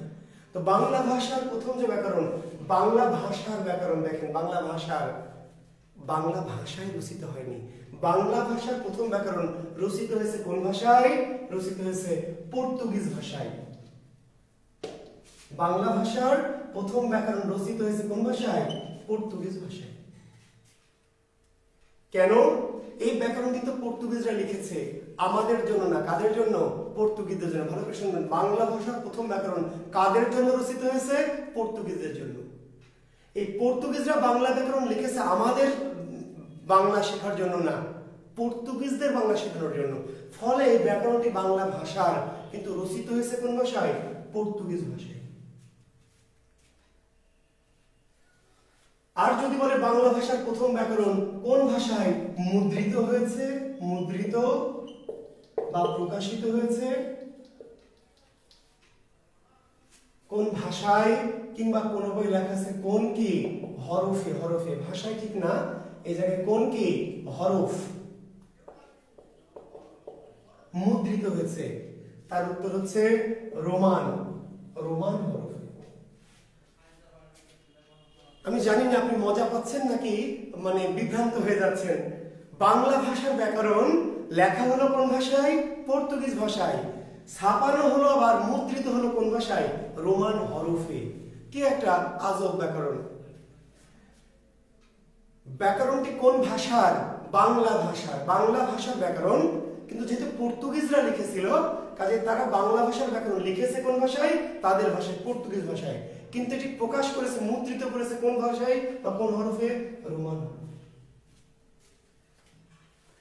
এইটাকে আমি একটু ব্যাখ্যা করবো আপনাদের বোঝার জন্য, যাদের বুঝতে কষ্ট হচ্ছে যে স্যার এটা আবার কেমন কথা, ব্যাকরণ বাংলা ভাষা, লেখা হলো পর্তুগিজ ভাষায়, ছাপানো হলো রোমান হরফে, এটা কেমনে, একটু আমি ব্যাখ্যা দেবো, আমার মনে হয় যে আপনারা বুঝতে পারবেন আমার কথাটা আমি কি বোঝাতে চাচ্ছি। শিক্ষার্থী বন্ধুরা দেখেন, এখন তো মোবাইলে বাংলা হরফ আছে, ইংরেজি আছে, তাই না, আরবি, অনেক গ্রিক, আপনি যে কোনো ভাষা লিখতে চাইলে মোবাইলে কিন্তু ভাষা ল্যাঙ্গুয়েজ সেটআপ দিলে চলে আসবে। কিন্তু যখন মোবাইল প্রথম শুরু হয়, তা আমরা যখন প্রথম মোবাইল ব্যবহার করি 99 সাল বা 2000 সাল বা 2001 সালে, তখন মোবাইলে শুধু ইংরেজি অপশন, ইংরেজি কিংবা বাংলা একটা অন্য কিছু থাকলে আমরা তখন জানতাম না, শুধু ইংরেজি আসতো, কিবোর্ডে ইংরেজি আছে, ইংরেজি আসছে। তখন ভাবেন যে আমি একটা SMS লিখবো বা মেসেজ লিখবো বান্ধবীকে, তো আমি লিখছি যে জান আমি তোমাকে কত ভালোবাসি, ভালোবাসি, সেটা যদি তুমি বুঝতে তাহলে আমাকে কষ্ট দিতে পারতে না। এখন এই মেসেজটা আমি কোন ভাষায় লিখেছি বলেন তো, জান আমি তোমাকে কত ভালোবাসি সেটা যদি বুঝতে তাহলে আমাকে এভাবে ছেড়ে চলে যাবে। মেসেজটা লিখেছি কোন ভাষায়, বাংলা ভাষায়, মেসেজটা বাংলা ভাষায়, কিন্তু বাংলা ভাষাটাকে আমি লিখেছি কি দিয়ে, ইংরেজি হরফ দিয়ে। কেন ইংরেজি হরফ দিয়ে লিখেছি, কারণ আমার মোবাইলে বাংলা হরফ নাই।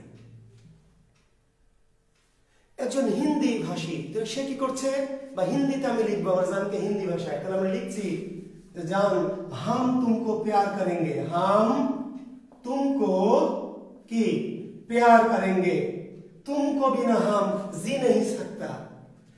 এখন এটা আমি কোন ভাষায় লিখছি শিক্ষার্থী বন্ধুরা, হিন্দি ভাষায় মেসেজটা লিখছি, হিন্দি ভাষায়, কিন্তু আসলে কোন হরফ নিয়েছি, ইংরেজি। ভাষাটা হিন্দি কিন্তু হরফটা কি ইংরেজি, ভাষাটা বাংলা কিন্তু হরফটা ইংরেজি। কেন, কারণ আমার মোবাইলে ইংরেজি, বাংলা বা হিন্দি হরফ নাই বা ছিল না। তাহলে দেখেন মুদ্রণ যন্ত্র বা টাইপ রাইটার, আপনারা সাধারণ জ্ঞানে পড়ছেন, টাইপ রাইটার প্রথম কিন্তু আবিষ্কার করে কারা, রোমানরা, এবং লিপি প্রথম আবিষ্কার করে কারা, রোমানরা। আপনারা জানেন কিনা লিপি রোমানদের হাতে, এবং টাইপ রাইটার। তো যখন পর্তুগিজ পাদ্রী মানুয়েল দা আসুনসাও 1743 সালে এই বইটা মুদ্রণ করবেন, তখন যে টাইপ রাইটার গুলি ছিল সেখানে পর্তুগিজ হরফ ছিল না, কি হরফ ছিল, রোমান হরফ।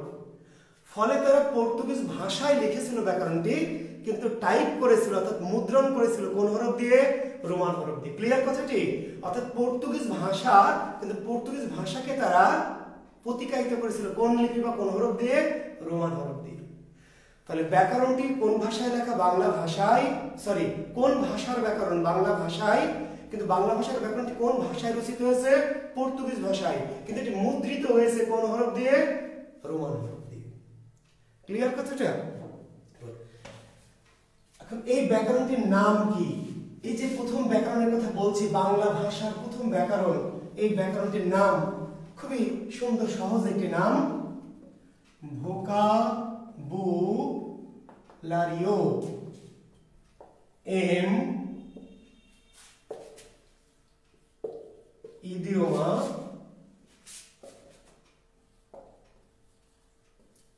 বেঙ্গালা ই পর্তুগিজ, বেঙ্গলের পর্তুগিজ ই বেঙ্গালা, ইডিওমা পর্তুগুইজ ই বেঙ্গালা ই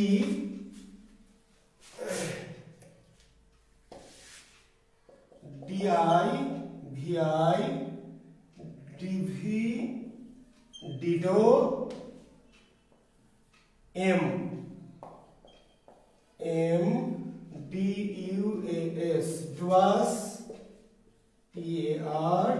PARTES, পার্টিস। খুবই ছোট নাম, খুব ছোট একটি নাম ব্যাকরণটির। দেখেন, ভোকাবুলারিও এম ইডিওমা পর্তুগিজ e বাংলা ই ডিভিডিডো এম dos partes, এম dos partes।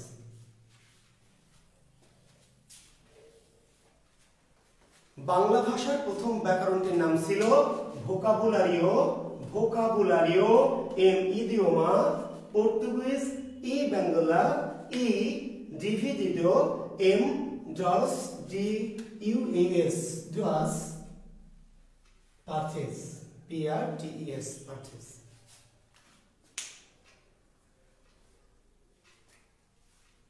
ভোকাবুলারিও এম ইডিওমা পর্তুগিজ ই বাংলা ই ডিভিডিডো এম dos partes।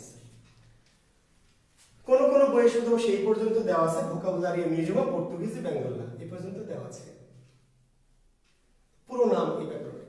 কিন্তু এত বড় নাম ধরে কি ডাকা সম্ভব এই ব্যাকরণটিকে? আমি ধরুন ব্যাকরণটির আলোচনা করব, তো নাম বলতেই তো জীবন শেষ। ফলে এই ব্যাকরণটির একটা ছোট নাম আমাদের দেওয়া আছে। বাংলা ভাষায় এর একটি ছোট নাম আছে, ডাক নাম। কি নাম এটির? পর্তুগিজ বাংলা ব্যাকরণ, পর্তুগিজ বাংলা ব্যাকরণ। এই ব্যাকরণটিকে আমরা বাংলা ভাষার ভাষাবিজ্ঞানীরা একটা ছোট নাম দিয়েছি ডাকার বা বলার সুবিধার জন্য, পর্তুগিজ বাংলা ব্যাকরণ। এই নামটা লিখে নেন, অপশনে কিন্তু এই নামটা থাকবে না। বাংলা ভাষার প্রথম ব্যাকরণের নাম কি, এই অপশন আপনি খুঁজে পাবেন না। ক্লিয়ার? এত বড় অপশন দেওয়ার জায়গা নাই। নাম থাকবে কি? পর্তুগিজ বাংলা ব্যাকরণ। এই নামটি আমাদের দেশে ব্যাকরণটির পরিচিতি, পর্তুগিজ বাংলা ব্যাকরণ।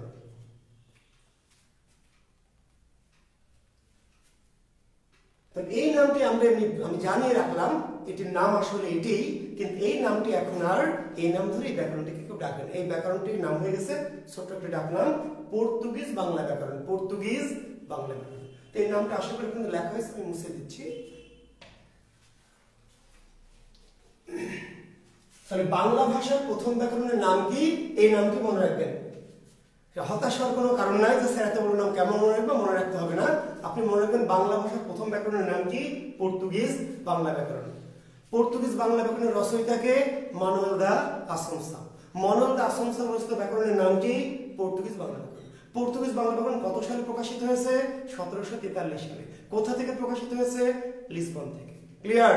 পর্তুগিজ বাংলা ব্যাকরণ কোন ভাষায় রচিত? পর্তুগিজ ভাষায়। কোন হরফে মুদ্রিত? রোমান হরফে। বলেন, এই কথাগুলো কি মোটামুটি মাথায় ঢুকলো? বাংলা ভাষার প্রথম ব্যাকরণ।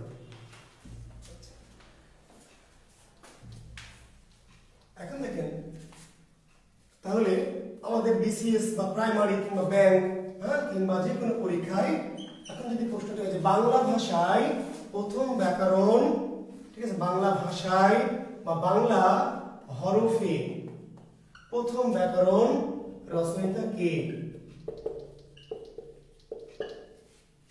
বাংলা ভাষায় বা বাংলা হরফে প্রথম ব্যাকরণ রচয়িতা কে?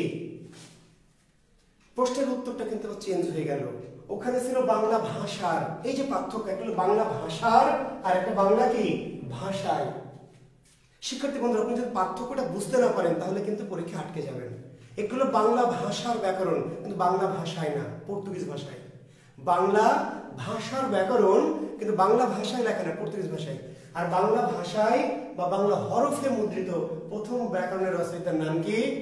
NB. Halhed. N B. Halhed. N B. Halhed. N B. Halhed. Nathaniel Brassey Halhed. Nathaniel Brassey, Brassey দিয়ে লিখতে হবে CY। Nathaniel Brassey Halhed. N B. Halhed. Nathaniel Brassey Halhed. সংক্ষেপে আমরা বলি এন.বি.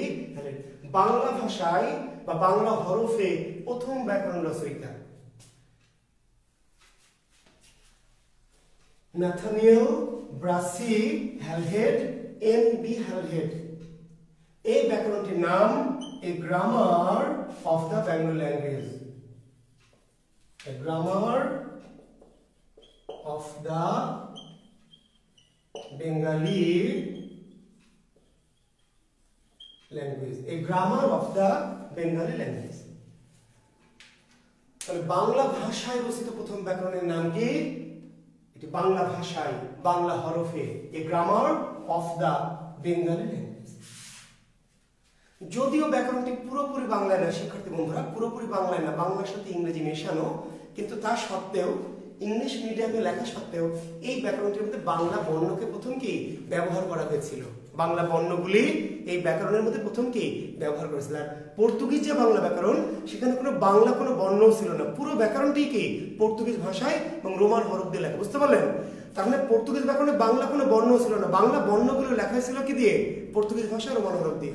আর এই ব্যাকরণটি যদিও ইংরেজি ভাষায় লেখা, কিন্তু ইংরেজি ভাষায় লেখা সত্ত্বেও এই ব্যাকরণটির মধ্যে প্রথম বাংলা বর্ণগুলিকে কি লেখা হয়েছিল, বাংলা বর্ণ লেখা ছিল। ফলে এটি বাংলা ভাষায় বা বাংলা হরফে মুদ্রিত প্রথম ব্যাকরণ। বইতে রাজা রামমোহন পেয়েছে না, প্রথম বাঙালি। ভুল করছেন, রাজা রামমোহন পাবেন না। প্রথম বাঙালি কর্তৃক, প্রথম কোন বাঙালি বাংলা ব্যাকরণ লেখেন? রাজা রামমোহন। কিন্তু বাংলা ভাষায় প্রথম ব্যাকরণের রচয়িতা এন.বি. হ্যালহেড। আপনি যদি পান তাহলে তথ্যটা বুঝতে পারেননি অথবা মিস্টেক করেছেন। কত সালে এই ব্যাকরণটি? 1778 সালে। 1778 সালে এটা হুগলি থেকে এটি মুদ্রিত হয়। 1778 সালে হুগলি থেকে। যদি এটা নিয়ে একটু দ্বিমত ছিল, কোনো ব্যাকরণের মধ্যে ছিল গোয়া, ভারতের গোয়া থেকে, তবে ইদানিং গবেষকরা বলছেন এটি হলো ভারতের কি হুগলি। তাহলে এই grammar of the Bengali language কত সালে প্রকাশিত হয়? 1778 সালে। কোথা থেকে? হুগলি থেকে। বাংলা ভাষায় বা বাংলা হরফে মুদ্রিত ব্যাকরণ। কিন্তু ইনি বাঙালি নন, কিন্তু কে? ইংরেজ। তাহলে বাংলা ভাষায় প্রথম ব্যাকরণ লিখেছে কারা? পর্তুগিজরা। তারপরে বাংলা ভাষায় ব্যাকরণ লিখেছে কারা? ইংরেজরা। তাহলে বাঙালি, এরপরে বাঙালি ব্যাকরণবিদ, প্রথম বাঙালি ব্যাকরণবিদ বা বাঙালি প্রথম বাংলা ব্যাকরণ রচয়িতার নাম রাজা রামমোহন রায়। বাংলা ভাষায় তো বটেই, বাঙালি কর্তৃক রচিত, বাঙালি প্রথম কোন বাঙালি বাংলা ব্যাকরণ রচনা করেন? তার উত্তর হচ্ছে রাজা রামমোহন রায়। এবং মজার বিষয় আপনাদের বলি, যে তথ্যটা আপনি দিয়েছেন, আসলে রামমোহন রায় প্রথম যে বাংলা ব্যাকরণটা লিখেছিল সেটি কিন্তু পুরোটা ইংরেজি ভাষায়। বুঝতে পারলেন? এই যে 1826 সালে এই ভদ্রলোক বাংলা ব্যাকরণ লিখেছিল ইংরেজিতে, পুরো ইংরেজিতে। পরবর্তীতে তার মৃত্যুর বছর অর্থাৎ 1833 সালে এই বইটিকে বাংলা করা হয়। রামমোহন রায় প্রথম যখন ব্যাকরণটি লিখেছিল, এই ব্যাকরণটি কিন্তু ছিল ইংরেজি ভাষা 1826 সালে। এটা পরবর্তীতে 1833 সালে এই ব্যাকরণটিকে বাংলা করা হয়। তখন তার নাম দেওয়া হয় গৌড়ীয় ব্যাকরণ। তো এটিকে আমরা বলি যে বাঙালি কর্তৃক রচিত প্রথম ব্যাকরণ কোনটি? বাঙালি কর্তৃক গৌড়ীয় ব্যাকরণ। গৌড়ীয় ব্যাকরণ কত সালে রচিত হয়? উত্তর দেখবেন 1833 সালে। কারণ প্রথমে এটি আসলে ইংরেজি ভাষা 1826 সালে লেখা ছিল। কেউ কেউ দ্বিমত পোষণ করেছে 1826 সালে গৌড়ীয় ব্যাকরণ না, ইংরেজিতে লেখা ব্যাকরণ। বাংলা ভাষার ব্যাকরণ ইংরেজিতে লেখা। 1833 সালে এটি বাংলা করা হলো, তখন নাম হলো গৌড়ীয় ব্যাকরণ। সিম্পলি আপনি উত্তর দিবেন যে বাঙালি কর্তৃক রচিত প্রথম ব্যাকরণের নাম কি? গৌড়ীয় ব্যাকরণ। গৌড়ীয় ব্যাকরণ কত সালে প্রকাশিত হয়? উত্তর হচ্ছে 1833। রচয়িতাকে রাজা রামমোহন রায়। রাজা রামমোহন রায় রচিত ব্যাকরণের নাম কি? গৌড়ীয় ব্যাকরণ। বাঙালি কর্তৃক রচিত, বাঙালি কর্তৃক রচিত প্রথম বাংলা ব্যাকরণ। কিন্তু বাংলা ভাষায় প্রথম ব্যাকরণ grammar of the Bengali language. আমি আবার বলছি, যদি এই ব্যাকরণটি পুরোপুরি বাংলায় না, বাংলা ছিল, বাংলার সাথে ইংরেজি ছিল, কিন্তু বাংলা এখানে ছিল। গৌড়ীয় ব্যাকরণও প্রথম ইংরেজিতে লেখা হয়েছিল, পরবর্তীতে এটি আবার বাংলা করা হয়েছে। এরপরে অনেকেই বাংলা ভাষার ব্যাকরণ লিখেছে, তার মধ্যে এই তিনটি খুবই গুরুত্বপূর্ণ, কারণ এখান থেকে প্রায় প্রশ্ন হয়। কেন হয়? ওই যে কনফিউশন, ওই যে জায়গাগুলি কাছাকাছি, বাংলা ভাষার ব্যাকরণ, বাংলা ভাষায় বা বাংলা হরফে, আর বাঙালি কর্তৃক রচিত ব্যাকরণ, তিনটি জিনিস। এরপরে ডক্টর মোহাম্মদ শহীদুল্লাহ, বাংলা ভাষার দুজন বড় ভাষাবিদের নাম বারবার বলছি, ডক্টর মোহাম্মদ কি? শহীদুল্লাহ এবং ডক্টর সুনীতি কুমার, ডক্টর সুনীতি কুমার চট্টোপাধ্যায়। এই দুজন ভদ্রলোকের নাম বারবার মনে রাখতে হবে। তাহলে ডক্টর মোহাম্মদ শহীদুল্লাহ, তার ব্যাকরণের নাম হচ্ছে বাঙ্গালা ব্যাকরণ, বাঙ্গালা ব্যাকরণ। ডক্টর মোহাম্মদ শহীদুল্লাহ রচিত ব্যাকরণটির নাম কি? বাঙ্গালা ব্যাকরণ, বাঙ্গালা। আর ডক্টর সুনীতি কুমার চট্টোপাধ্যায়ের লেখা ব্যাকরণের নাম হচ্ছে ওই একই রকম, শুধু তার সাথে ভাষা প্রকাশ এই শব্দটি যুক্ত হয়েছে। ভাষা প্রকাশ বাঙ্গালা ব্যাকরণ। তাহলে ডক্টর শহীদুল্লাহ রচিত ব্যাকরণের নাম কি? বাঙ্গালা ব্যাকরণ, বাঙ্গালা ব্যাকরণ, বাংলা না কিন্তু কি বাঙ্গালা। আর ডক্টর সুনীতি কুমার চট্টোপাধ্যায় রচিত ব্যাকরণের নাম কি? ভাষা প্রকাশ বাঙ্গালা ব্যাকরণ। এরপরে অনেকে ব্যাকরণ লিখেছে, ঠিক আছে, মনির চৌধুরী, মোফাজ্জল হায়দার চৌধুরী, হায়াত মাহমুদ, ঠিক আছে, এরকম অনেকেই, আরো হালে হুমায়ুন আজাদ, এমনকি রবীন্দ্রনাথ ঠাকুর, তাই না, অনেকেই ব্যাকরণ লিখেছে। তো সেগুলি হয়তো আমরা আজকে, আমরা শুধু ব্যাকরণের ইতিহাস আজকে আলোচনা করলাম, ব্যাকরণের ইতিহাস, বিশেষ করে প্রথম তিনটি ব্যাকরণ আপনারা ভালো করে মনে রাখবেন। তার সাথে এই দুই ব্যাকরণবিদের নাম যদি বারবার আমরা বলবো, যত ব্যাকরণের আলোচনা করবো, ভাষার আলোচনা করবো, ডক্টর মোহাম্মদ শহীদুল্লাহ তার লেখা ব্যাকরণের নাম বাঙ্গালা ব্যাকরণ, আর ডক্টর সুনীতি কুমার চট্টোপাধ্যায় রচিত ব্যাকরণের নাম হচ্ছে ভাষা প্রকাশ বাংলা ব্যাকরণ।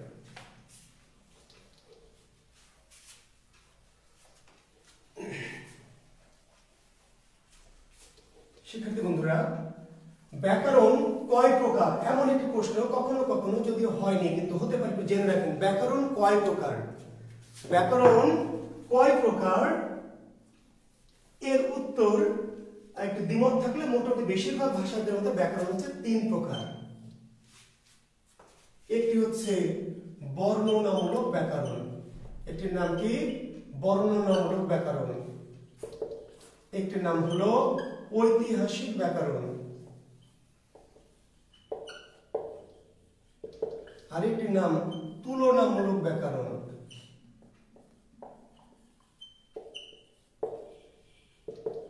বাংলা ব্যাকরণ কয় প্রকার? বাংলা ব্যাকরণ তিন প্রকার। তিন প্রকারে ব্যাকরণ রচিত হয়েছে বাংলা ভাষায়। এক ধরনের ব্যাকরণকে বলে বর্ণনামূলক ব্যাকরণ, ডেসক্রিপটিভ গ্রামার, ডেসক্রিপটিভ। এক হলো ঐতিহাসিক ব্যাকরণ, হিস্টোরিক্যাল। তুলনামূলক, তুলনামূলক ব্যাকরণ অর্থাৎ বিশ্বের বিভিন্ন ভাষার সাথে কি তুলনা, কম্পেয়ার, কম্পারেটিভ গ্রামার। ব্যাকরণ তিন প্রকার, ব্যাকরণের প্রকারভেদ। ব্যাকরণ কয় প্রকার? তিন প্রকার। একটি হচ্ছে বর্ণনামূলক ব্যাকরণ, একটি ঐতিহাসিক ব্যাকরণ এবং আরেকটি হচ্ছে তুলনামূলক ব্যাকরণ। ঠিক আছে, যদিও দু একজন ভাষাবিদ আরেক প্রকার ব্যাকরণের নাম বলেছেন মনস্তাত্ত্বিক, মনস্তাত্ত্বিক ব্যাকরণ। তো এইটি স্বীকৃত মত না, আমি শুধু একটু দ্বিমতটা জানিয়ে রাখছি। কোনো ব্যাকরণবিদ বললেন যে ব্যাকরণ চার প্রকার, এই তিন প্লাস তার সাথে কি মনস্তাত্ত্বিক বা ভাবমূলক ব্যাকরণ। তো এটি বেশিরভাগ ভাষাবিদ কর্তৃক স্বীকৃত নয়। ব্যাকরণ মূলত হচ্ছে তিন প্রকার: বর্ণনামূলক ব্যাকরণ, ঐতিহাসিক ব্যাকরণ, তুলনামূলক ব্যাকরণ। ক্লিয়ার? আমরা তিন প্রকারের উত্তর দেব, ঠিক আছে? এইটা একটু জানিয়ে রাখলাম যে দু একজন ভাষাবিদ বলেছেন আরো এক প্রকার ব্যাকরণ হতে পারে যার নাম মনস্তাত্ত্বিক বা দর্শনমূলক ব্যাকরণ। তো এটা থেকে প্রশ্ন পরীক্ষার তথ্য আসে না, কখনো আসেওনি, কিন্তু আমি একটু কৌতূহল বশত আপনাদের জানিয়ে রাখলাম, ঠিক আছে? আমরা যাব ব্যাকরণের আলোচ্য বিষয়। বাংলা ব্যাকরণের আলোচ্য বিষয় কয়টি? খুবই সিম্পল কিন্তু গুরুত্বপূর্ণ প্রশ্ন। প্রশ্নটা খুবই কমন, খুবই সহজ কিন্তু খুব গুরুত্বপূর্ণ। বাংলা ব্যাকরণের আলোচ্য বিষয় কয়টি? চারটি। বাংলা ব্যাকরণের আলোচ্য বিষয়, আলোচ্য বিষয় কয়টি? চারটি। কি কি? একটির নাম হলো কি ধ্বনি তত্ত্ব, একটির নাম হলো শব্দ তত্ত্ব, একটির নাম বাক্য তত্ত্ব, আরেকটির নাম কি অর্থ তত্ত্ব। বাংলা ব্যাকরণের আলোচ্য বিষয় কয়টি? চারটি। আলোচ্য বিষয় চারটি: ধ্বনিতত্ত্ব, শব্দতত্ত্ব, বাক্যতত্ত্ব এবং কি অর্থতত্ত্ব। ধ্বনিতত্ত্ব, শব্দতত্ত্ব, বাক্যতত্ত্ব এবং অর্থতত্ত্ব। ধ্বনি, শব্দ, বাক্য এবং অর্থ। আমরা ছোট করে এই ধ্বনি, শব্দ, বাক্য এবং কি অর্থ, তার সাথে তত্ত্ব। বাংলা ব্যাকরণের আলোচ্য বিষয় ধ্বনি, শব্দ, বাক্য, অর্থ। ধ্বনিতত্ত্ব, শব্দতত্ত্ব, বাক্যতত্ত্ব, অর্থতত্ত্ব।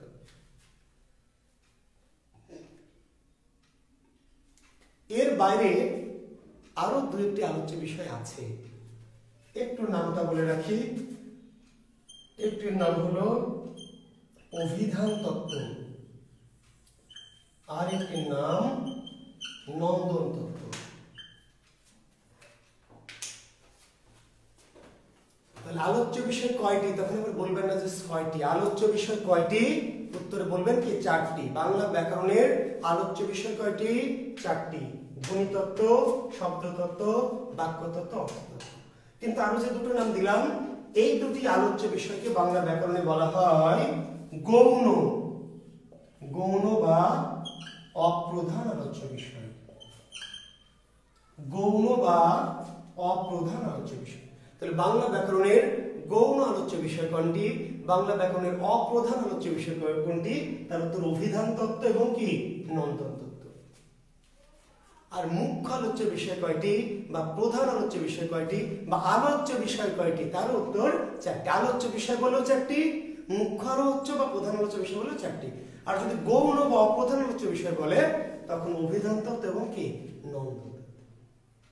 ঠিক আছে শিক্ষার্থী বন্ধুরা? ধ্বনি তত্ত্বকে আবার বলা হয় ধ্বনি বিজ্ঞান। ধ্বনি তত্ত্বের অপর নাম কি? ধ্বনি বিজ্ঞান। ধ্বনি তত্ত্বের অপর নাম ধ্বনি বিজ্ঞান। শব্দ তত্ত্বের অপর নাম কি? অনেকে জানেন রূপতত্ত্ব। সারের কোশ্চেনে পাওয়া যায় অনেক সময় যে শব্দ তত্ত্বের অপর নাম কি? রূপতত্ত্ব। বাক্য তত্ত্বের অপর নাম কি? শিক্ষার্থী বন্ধুরা নিশ্চয় অনেকে জানেন পদক্রম। বাক্য তত্ত্বের অপর নাম পদক্রম। অর্থতত্ত্বের অপর নাম কি? বাগর্থ তত্ত্ব।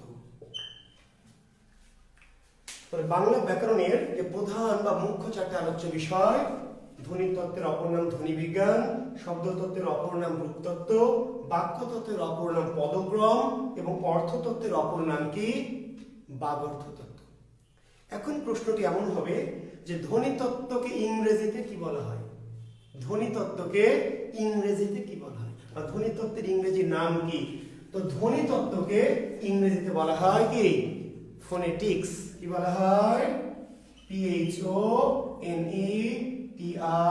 PHONETICS, phonetics. ধ্বনি তত্ত্বকে ইংরেজিতে কি বলা হয়? ফোনেটিক্স। উল্টা করে পরীক্ষায় প্রশ্নটা আসতে পারে যে ফোনেটিক্সের বাংলা পরিভাষা নিচের কোনটি? ধ্বনি তত্ত্বকে ইংরেজিতে কি বলা হয়? তার উত্তর ফোনেটিক্স। আর উল্টা করে বলবে যে ফোনেটিক্সের পরিভাষা কি বা পারিভাষিক শব্দ কোনটি? তাহলে ধ্বনি তত্ত্ব। ধ্বনি বিজ্ঞানকে বলা হয় কি? ফোনোলজি। ফোনোলজি। ধ্বনি বিজ্ঞানকে বলা হয়, ধ্বনি তত্ত্বকে বলে ফোনেটিক্স আর ধ্বনি বিজ্ঞানকে বলা হয় ফোনোলজি। PHONOLOGY, phonology. তাহলে ফোনোলজির পরিভাষা কি? ধ্বনি বিজ্ঞান। আর ফোনেটিক্সের পরিভাষা ধ্বনি তত্ত্ব। ক্লিয়ার কথাগুলি? শব্দ বা রূপতত্ত্বকে ইংরেজিতে বলা হয় কি? শব্দ বা রূপতত্ত্বকে ইংরেজিতে বলা হয় কি? মরফোলজি। MORPHOLOGY,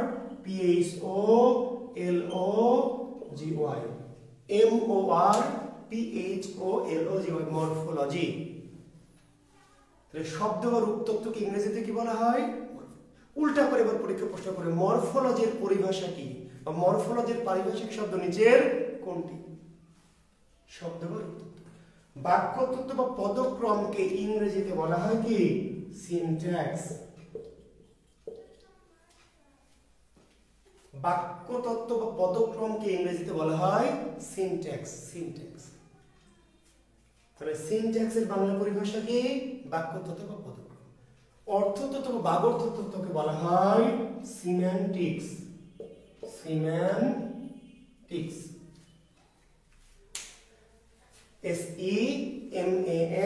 SEMANTICS, semantics. অর্থতত্ত্ব বা বাগড়তত্ত্বকে ইংরেজিতে কি বলা হয়? সিম্যান্টিক্স। তাহলে যদি উল্টা করে বলে সিম্যান্টিক্স এর বাংলা পরিভাষা কি? অর্থতত্ত্ব বা বাগড়তত্ত্ব। ঠিক আছে। অভিধান তত্ত্বকে ইংরেজিতে বলা হয় লেক্সিকোগ্রাফি। অভিধান তত্ত্বকে ইংরেজিতে কি বলা হয়? লেক্সিকোগ্রাফি,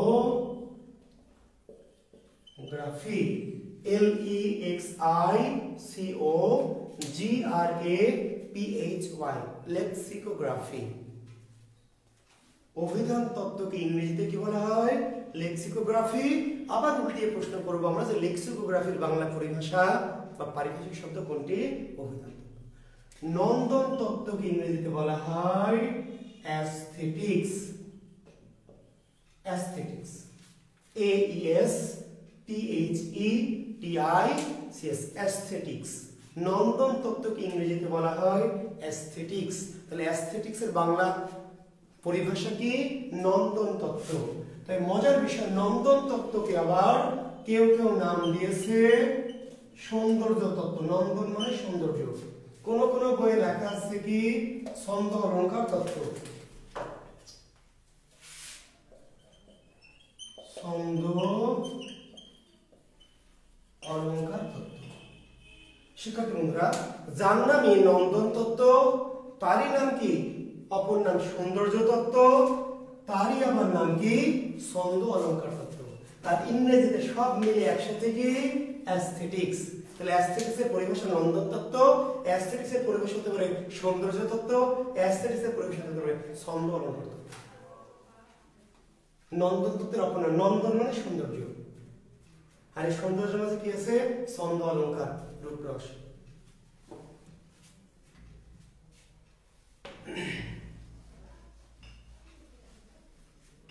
শিক্ষার্থী বন্ধুরা, এখন যারা বিশেষ করে বিসিএস পরীক্ষার্থী, সামনে 41 দুয়ারে করা নাড়ছে, যারা আছেন বিশেষ করে 41 বা 43 বিসিএস যারা, তাদের জন্য একটু বলে নেই।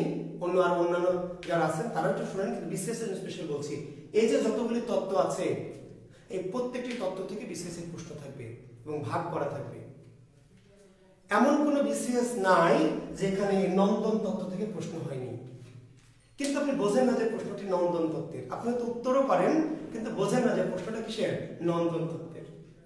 আবার বলছি, বাংলাদেশে এমন কোনো বিসিএস নাই এবং আসবে না যেখানে নন্দন তত্ত্ব থেকে কোনো প্রশ্ন নাই। কিন্তু ব্যাকরণে নন্দন তত্ত্বের কোনো আলোচনাই নাই।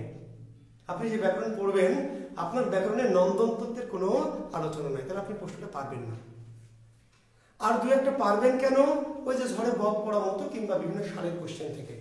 তো নন্দন তত্ত্বের মধ্যে বা সৌন্দর্য তত্ত্বের মধ্যে কি কি আলোচিত হয়, আমাদের আলোচ্য বিষয় দেখবেন। আমাদের টপিকের দিকে আমরা আস্তে আস্তে যাচ্ছি। আমরা কিন্তু শুরু করেছি একটু কি প্রেক্ষাপট দিয়ে, পটভূমি দিয়ে বা ভূমিকা দিয়ে। আমরা আস্তে আস্তে আমাদের লেকচার প্ল্যানের যে আলোচ্য সূচি দেখবেন আমাদের ওখানে আছে বাংলা ব্যাকরণের আলোচ্য বিষয়। তো এই যে নন্দন তত্ত্বের আলোচ্য বিষয় 4টি। নন্দন তত্ত্বের মধ্যে আবার 4টি বিষয় আছে। কি কি একটু লিখবেন। একটা নাম রূপ, একটা নাম রস, একটা নাম হলো ছন্দ, আর একটা নাম অলঙ্কার। তাহলে যদি আপনাকে প্রশ্ন করে ছন্দ অলঙ্কার ব্যাকরণের কোন অংশ আলোচিত হয় বা রূপ রস ব্যাকরণের কোন অংশ আলোচিত হয়, তার উত্তর হচ্ছে নন্দন তত্ত্ব। তাহলে নন্দন তত্ত্বে কি কি আলোচিত হয়? রূপ, রস, ছন্দ, অলঙ্কার। প্রাইমারিতে বা অন্যান্য পরীক্ষায় সাধারণত এত গভীরে হয়তো যায় না, নিবন্ধন বন্ধনে, কিন্তু ব্যাংকে, কিন্তু বিশেষ পরীক্ষার্থীদের জন্য অবশ্যই কি ছন্দ অলঙ্কার রূপ রস থেকে প্রশ্ন হবে। দেখবেন শিক্ষার্থী বন্ধুরা, ছন্দ থেকে প্রশ্ন হয়েছে মাঝে মধ্যে। আমি বলছি না যে এই প্রত্যেক 4টা থেকে হবে, আমি বলছি নন্দন তত্ত্ব থেকে হবে, মানে এই 4টার যে কোনো কি একটা থেকে প্রশ্ন হবে। তাহলে ছন্দ থেকে প্রশ্ন হয় না? প্রশ্ন হতে পারে আমাদের কবর কবিতাটি কোন ছন্দে রচিত। আপনার ইন্টারমিডিয়েটে নিশ্চয় পড়ে এসেছেন, মনে আছে কবিতাগুলো? তাহারই পরে মানে কোন ছন্দে লেখা? বঙ্গভাষা কবিতাটি কোন ছন্দে লেখা? মেঘনাদ বদকাব্য কোন ছন্দে লেখা? অমিত্রাক্ষর ছন্দ বা অক্ষরবৃত্ত ছন্দ। সোনার তৈরি কোন ছন্দে লেখা? মাত্রাবৃত্ত। এমন প্রশ্ন করেছেন না? এর নাম হচ্ছে ছন্দ।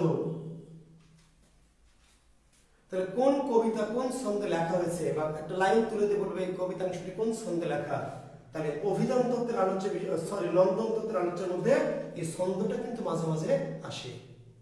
আচ্ছা, ছন্দ যদি না আসে তাহলে অলংকার। অলংকার অলংকার থেকে প্রশ্ন হবে যে পাখির নীড়ের মতো চোখ তুলে নাটোরের বনলতা সেন, এই কবিতাংশে কোন অলংকার ব্যবহৃত হয়েছে? পাখির নীড়ের মতো চোখ তুলে নাটোরের বনলতা সেন, কোন অলংকার? তো আমরা বলি উপমা অলংকার। কি বলি? উপমা। উপমা মানে কি? তুলনা। বাদরের মতো ছেলেটা আমার পিছু নিয়েছে, উপমা। চাঁদের মতো মুখ, এই যে আমি মুখটাকে তুলনা করছি। সাহিত্যের সবচেয়ে বহুল ব্যবহৃত অলংকার হচ্ছে উপমা। উপমা আছে সাহিত্যে, উৎপ্রেক্ষা, অনুপ্রাস, যমক, এরকম অনেকগুলো অলংকার আমরা সাহিত্যে ব্যবহার করি। তো বিশেষ যারা পরীক্ষা দেবেন অন্তত গুরুত্বপূর্ণ 2-4টা অলংকার, উপমা অলংকার, অনুপ্রাস অলংকার সম্পর্কে একটু ধারণা লাগবে।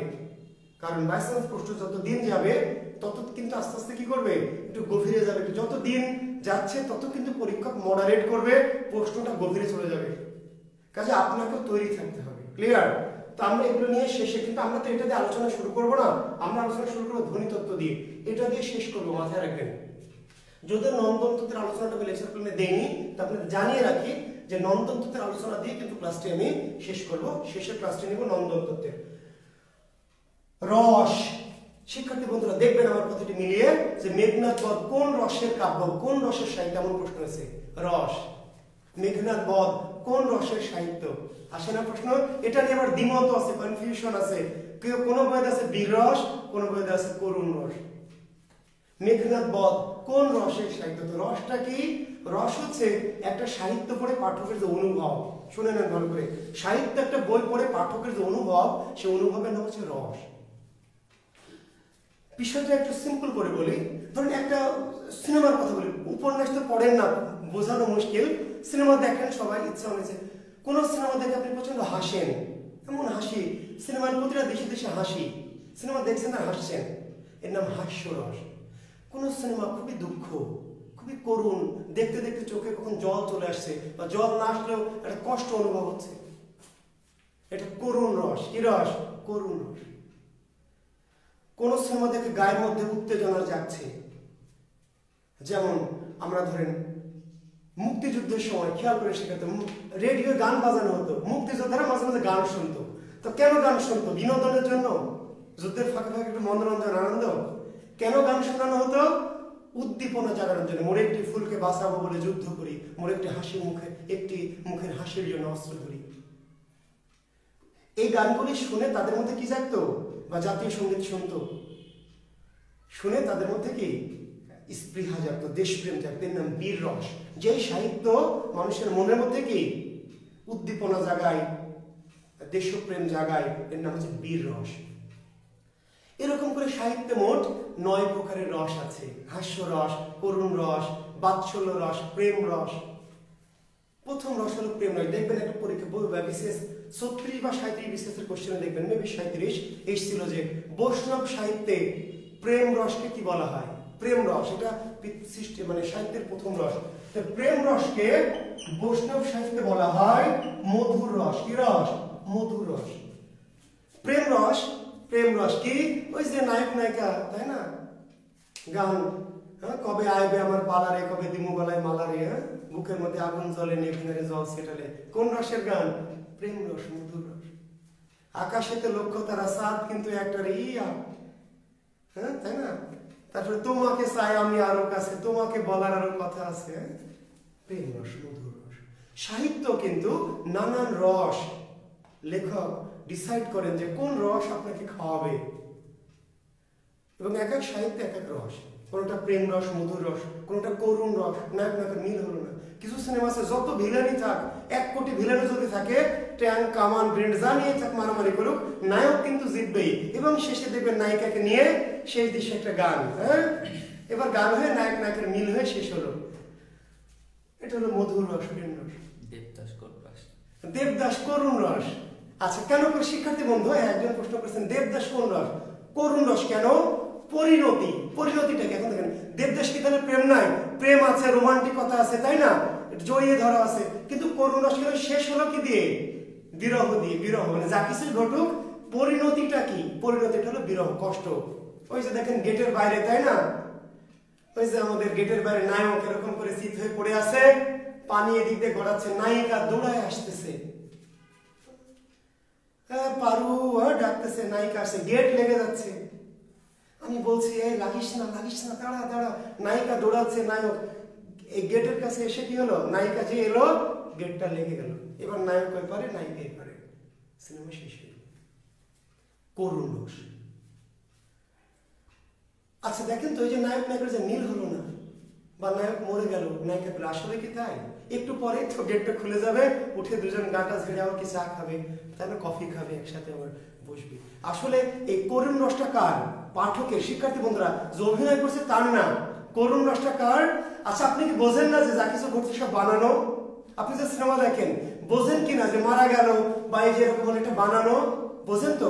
তারপরেও আপনার মনে দুঃখ লাগে না, কষ্ট লাগে না? টাইটানিকের নায়ক ওই যে বরফ হয়ে কি হচ্ছে, তলিয়ে যাচ্ছে, কি কষ্ট লাগছে। নায়িকাকে বাঁচিয়ে নায়ক হাতটা যেই খুলে দিল আর নায়ক পানিতে তলিয়ে যাচ্ছে, কি কষ্ট আমার। আহা, কষ্ট তো আমার, আসলে পাঠকের। আমি কি জানি না যেটি বানানো? তারপরে আপনি কি করেন, কষ্ট পান, আপনি ভুলে যান আসলে যেটি বানানো। এটির নাম রস। সাহিত্য আপনাকে ভুলে দেয় যে এটি আসলে বানানো, এটি সবই মানে কাল্পনিক। আপনি সিনেমা দেখতে দেখতে বিমোহিত হন, আবেগিত হন। রস। তো এই যে কোন সাহিত্য, আমরা মেঘনাদ বধের কথা যদি বলি শিক্ষার্থী বন্ধুরা, এটি করুণ রস। কেন বীর রস দেওয়া আছে? আসলে শুরু করেছিলেন লেখক যে আমি বীর রসে লিখবো। শিক্ষার্থী বন্ধুরা মহাকাব্যের রস হলো বীর রস। ভালো করে, মহাকাব্যের রস কি? মহাকাব্য লিখতে বীর রস, এটা হলো নিয়ম। মেঘনাদ বধ কবে মাইকেল বীর রসে লিখতে গিয়ে ব্যর্থ হয়েছেন। মেঘনাদ বধ কিন্তু শতভাগ সফল মহাকাব্য না, বাংলা সাহিত্যের মধ্যে মোটামুটি সফল। যেহেতু আর মহাকাব্য নাই, বাংলা সাহিত্যের সফল মহাকাব্য মেঘনাদ বধ। ভেড়ার দলে বাছুর প্রমাণিক, বুঝলেন প্রবাদ, ভেড়ার দলে বাছুর। যেহেতু আর কোনো গ্রেট মহাকাব্য নাই, কাজে মেঘনাদ বধকে সার্থক বলা হচ্ছে। পৃথিবীর যদি তুলনা করি মহাকাব্যের, তাহলে মেঘনাদ বধ কিন্তু অসফল মহাকাব্য। কেন? মহাকাব্যের শর্ত হলো লিখতে হবে কোন রসে? করুণ, মানে বীর রস। মহাকাব্যের রস হবে বীর রস।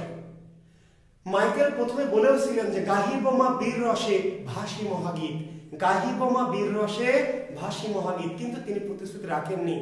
এবং দেখবেন মেঘনাদ বধ শুরু হয়েছে বীরবাহুর মৃত্যুর মধ্যে দিয়ে। যারা পড়েছেন পড়বেন, মেঘনাদ বধ কাব্যের কাহিনী শুরু হলো কি মেঘনাদের ভাই বীরবাহুর মৃত্যুর মধ্য দিয়ে। রাবণ বিলাপ করছে, হা পুত্র, হা বীরবাহু, বীরেন্দ্র কিশোরী, কেমন ধরিব প্রাণ তোমারে বিহনে। বীরবাহুর মৃত্যুতে পিতা রাবণ হাহাকার করছে, এবং কাহিনীটা শেষ হয়েছে মেঘনাদের মৃত্যুর হাহাকারের মধ্য দিয়ে। শুরু হলো মেঘনাদের ভাই বীরবাহুর মৃত্যুর হাহাকারের মধ্য দিয়ে, এবং কাহিনীটা শেষ হলো মেঘনাদ, নায়ক মেঘনাদের মৃত্যু হাহাকার। শেষ লাইনটা মেঘনাদ বধ কাব্যের শেষ লাইনটা হলো এমন যে সপ্ত দিবানিশি লঙ্কা কাঁদিলা বিষাদে। সপ্ত দিবানিশি লঙ্কা, এটা শেষ লাইন। সপ্ত দিবানিশি লঙ্কা কাঁদিলা বিষাদে। কান্না দিয়ে শুরু, কান্না দিয়ে শেষ। নায়ক মেঘনাদ বধ কাব্যের নায়ক কিন্তু রাম লক্ষণ না, মেঘনাদ বধের নায়ক হলো মেঘনাদ বা রাবণ। তো এই যে নায়কের মৃত্যু ঘটলো, তাহলে এটি বীর রসটা, এটি কি করুণ রস, শোকের মধ্যে দিয়ে। তো কাজে বিভ্রান্তির সুযোগ নাই। সাহিত্যের রস, মেঘনাদ বধ কাব্যের রস কি করুণ, লিখতে এসেছিলেন বীর রসে। কাজে এটি, হ্যাঁ, বীর রসে লিখলে এটি শ্রেষ্ঠ সার্থক মহাকাব্য হতো।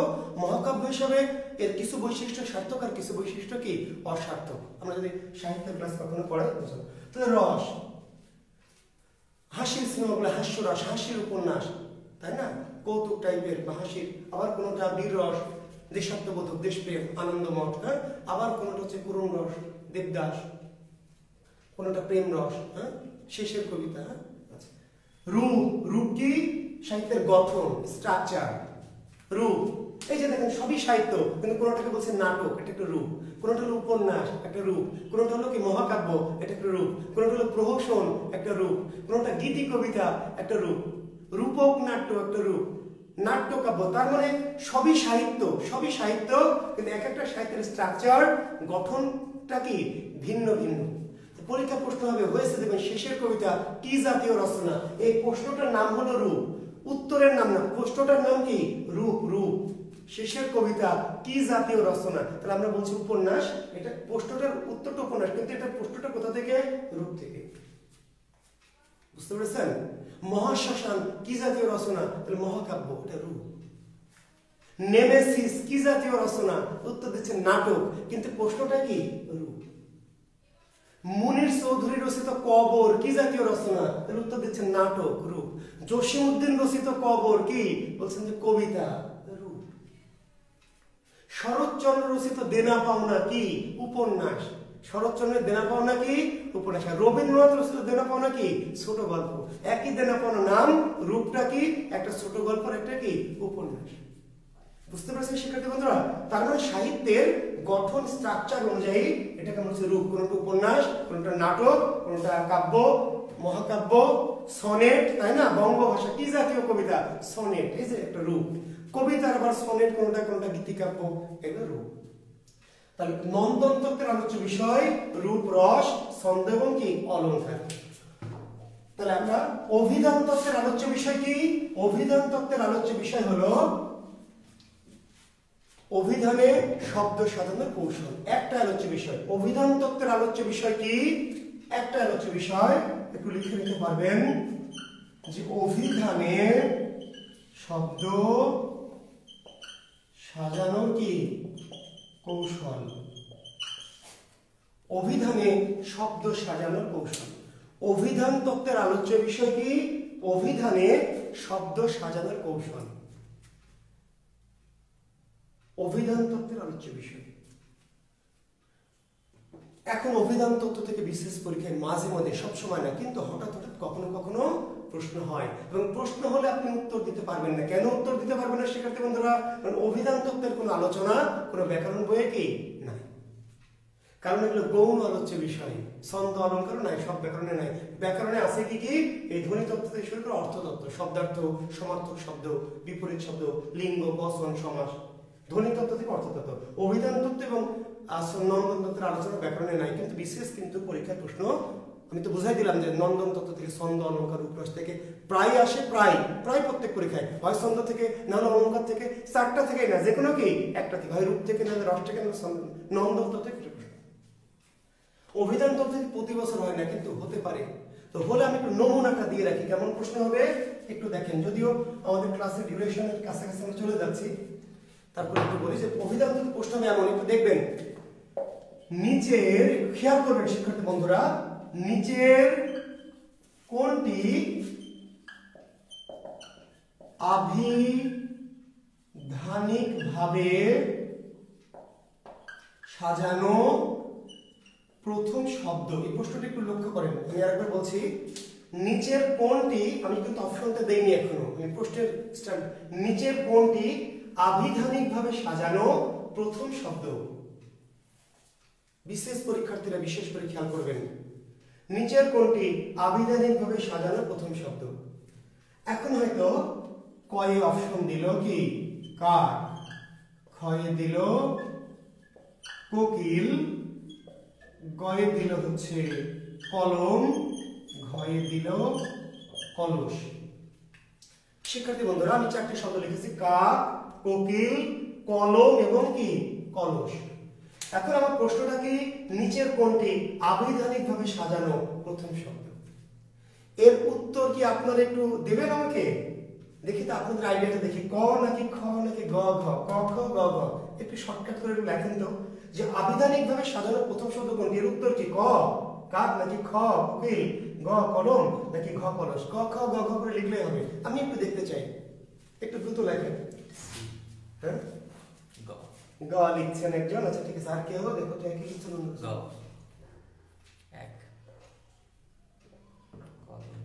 আচ্ছা কেউ ক দিচ্ছেন, কেউ গ দিয়েছেন, বেশিরভাগ ক। আচ্ছা ক আর গ এই দুটো বেশি আসছে নাকি? ঠিক আছে। আচ্ছা এবার আমরা দেখি, ঠিক আছে, উত্তর কি হবে? ক দিয়েছেন অনেকে, অনেকে দিয়েছেন গ এবং ক, এই দুটোর মধ্যে দিয়েছেন। আচ্ছা শিক্ষার্থী বন্ধুরা, আচ্ছা সবগুলি শব্দ শুরু হয়েছে ক দিয়ে। অভিধানে সাজানোর কৌশল মানে অভিধানে কেমন করে সাজানো থাকে? বর্ণানুক্রমিক। অভিধানে শব্দ সাজানো থাকে বর্ণানুক্রমিক। সবগুলি বর্ণ শুরু হলো ক দিয়ে, তাহলে আট পিস নাই, সবই ক দিয়ে। এখন কয়ের পরে দেখতে হবে আপনাকে যে কয়ের পরে কেটে হলো আ, কয়ের পরে আ, এটা কয়ের পরে কি ও, এটা কয়ের পরে হচ্ছে অ, এটাও কয়ের পরে অ। তাহলে ক এর পরে অ আর ক এর পরে আ ও, কোনটা আগে? আ আগে না ও আগে?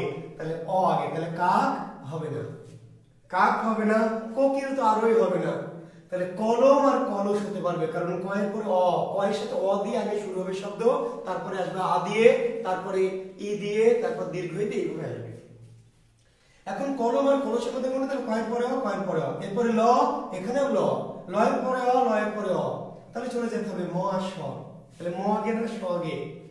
তাহলে প ফ ব ভ ম অন্তস্থ জ র ল তালব স দন্ত স। তার মানে এই দুটোর মধ্যে কোনটা ক্রমটা আগে? ম এর ক্রমটা আগে। তাহলে এইটা হলো আবিধানিকভাবে সাজানো প্রথম শব্দ। অনেকে গ উত্তর দিয়েছেন, ধন্যবাদ আপনাদেরকে। আর যদি শেষ শব্দ বলে, আবিধানিকভাবে সাজানো শেষ শব্দ যদি এই প্রশ্নটা করি, এই অপশনটাই দেই, তাহলে উত্তর হবে কি? কোকিল। শেষ শব্দ কেন? ক এর পরে ও কাটটা হচ্ছে কি অ এবং আ, তারপরে ও হচ্ছে সবচেয়ে কি পরে আসবে, অর্থাৎ অভিধানে কোন শব্দটা আগে আসবে আর কোন শব্দটা পরে আসবে। ক্লিয়ার? আরেকটি উদাহরণ দেব, দিয়ে আমি এখান থেকে চলে যাব এই অপশন থেকে। একই প্রশ্ন, নিচের কোনটি আবিধানিকভাবে সাজানো প্রথম শব্দ? সবাইকে উত্তরটা পারতে হবে। একটি হচ্ছে দেখেন খাই, একটি শব্দ হলো খই, একটি শব্দ হলো ক্ষমা, একটি শব্দ হচ্ছে ধরেন কি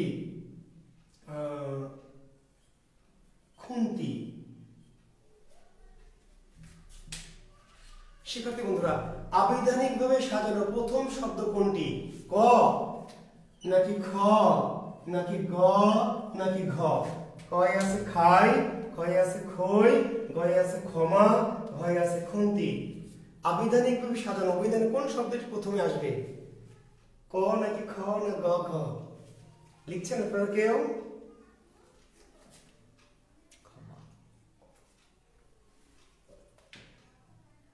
আর কেউ কোন উত্তর দিয়েছে? খ। খ দিয়েছে একজন, একজন দিয়েছে গ। আর কেউ? চেক করছে, মানে যাচাই করছে সবাই। খ আর গ। আচ্ছা, খ আর গ দিচ্ছেন অনেকেই। শিক্ষার্থী বন্ধুরা, সঠিক উত্তর হচ্ছে গ, ক্ষমা। এখন কেন শিক্ষার্থী বন্ধু দেখেন, এই এটা খ দিয়ে, এটা খ দিয়ে, এটা খ দিয়ে, এটা কিন্তু ক দিয়ে। কি দিয়ে? এই সবগুলো শুরু হয়েছে কি দিয়ে? ক দিয়ে।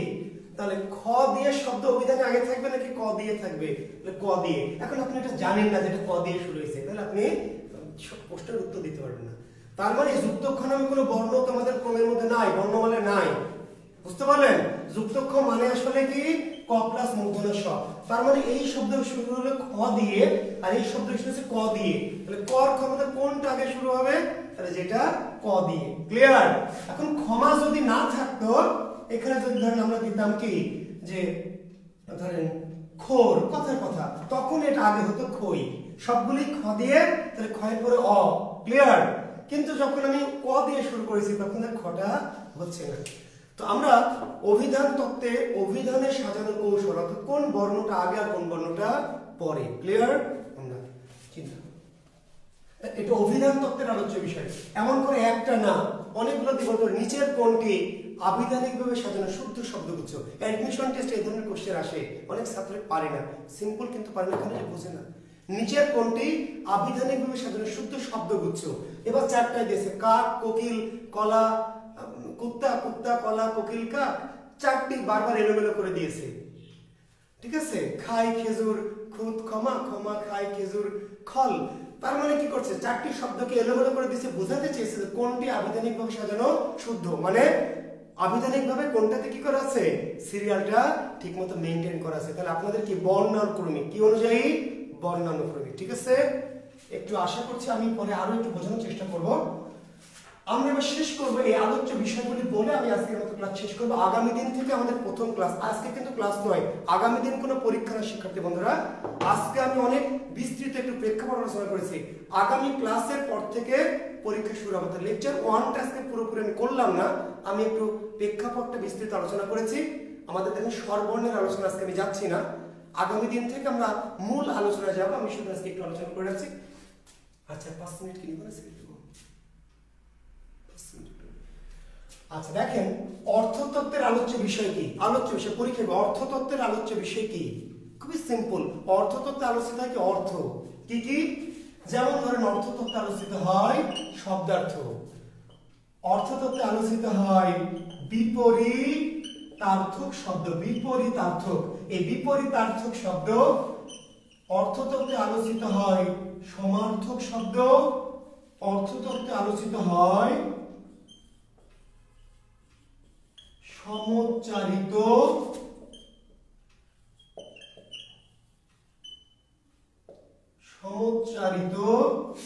ভিন্নার্থক শব্দ, অর্থতত্ত্বে আলোচিত হয় মুখ্যার্থ, অর্থতত্ত্বে আলোচিত হয় কি গৌণার্থ।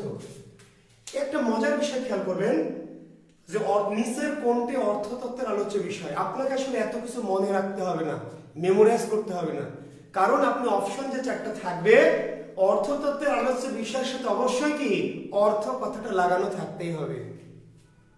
শব্দার্থ, বিপরীতার্থক শব্দ, সমার্থক, সমোচ্চারিত ভিন্নার্থক শব্দ, মুখ্যার্থ, গৌণার্থ। অর্থতত্ত্বে আলোচিত হবে কি যার সাথে অবশ্যই কি অর্থ লাগানো আছে।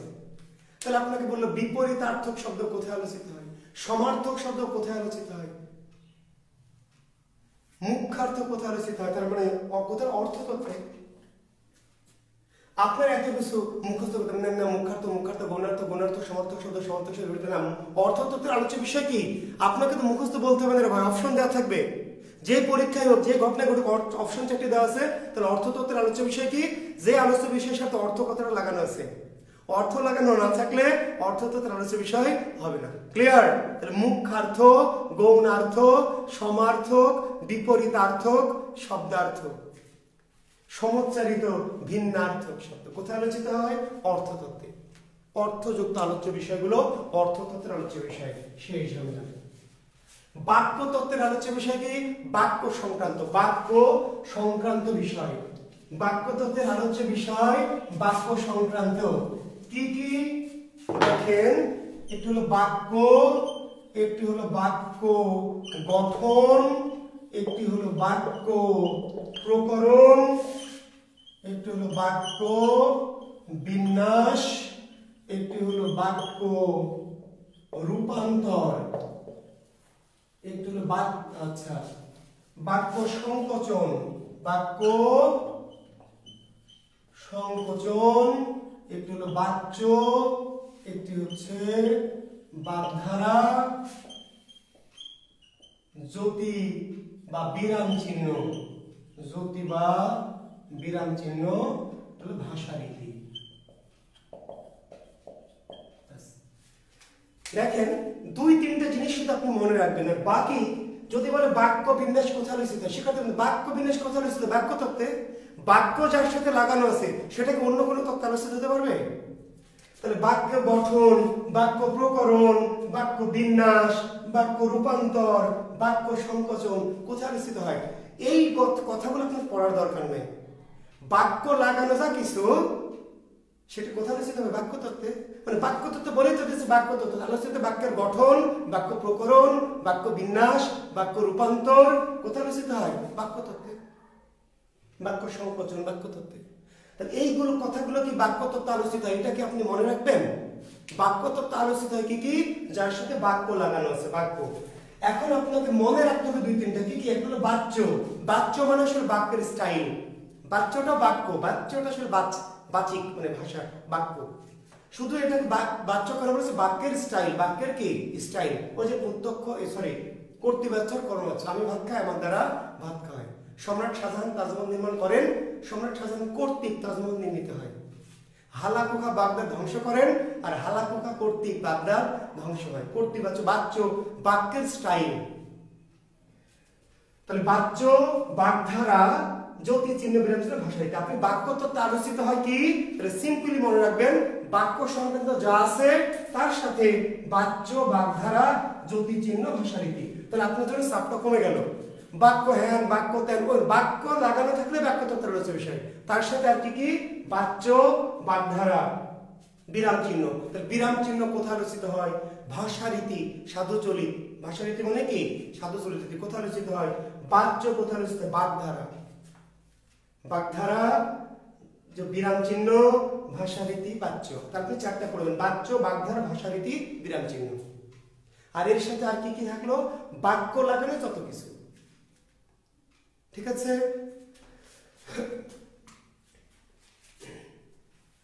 আরেকটা জিনিস এখানে একটু লিখবেন, পদ সংস্থাপন। পদ সংস্থাপন, সরি এটা লিখবেন, বাক্যে পদ সংস্থাপন। বাক্যে, হ্যাঁ লিখবো, আচ্ছা ঠিক আছে, এখানে একটু লিখছি, বাক্যে পদ সংস্থাপন।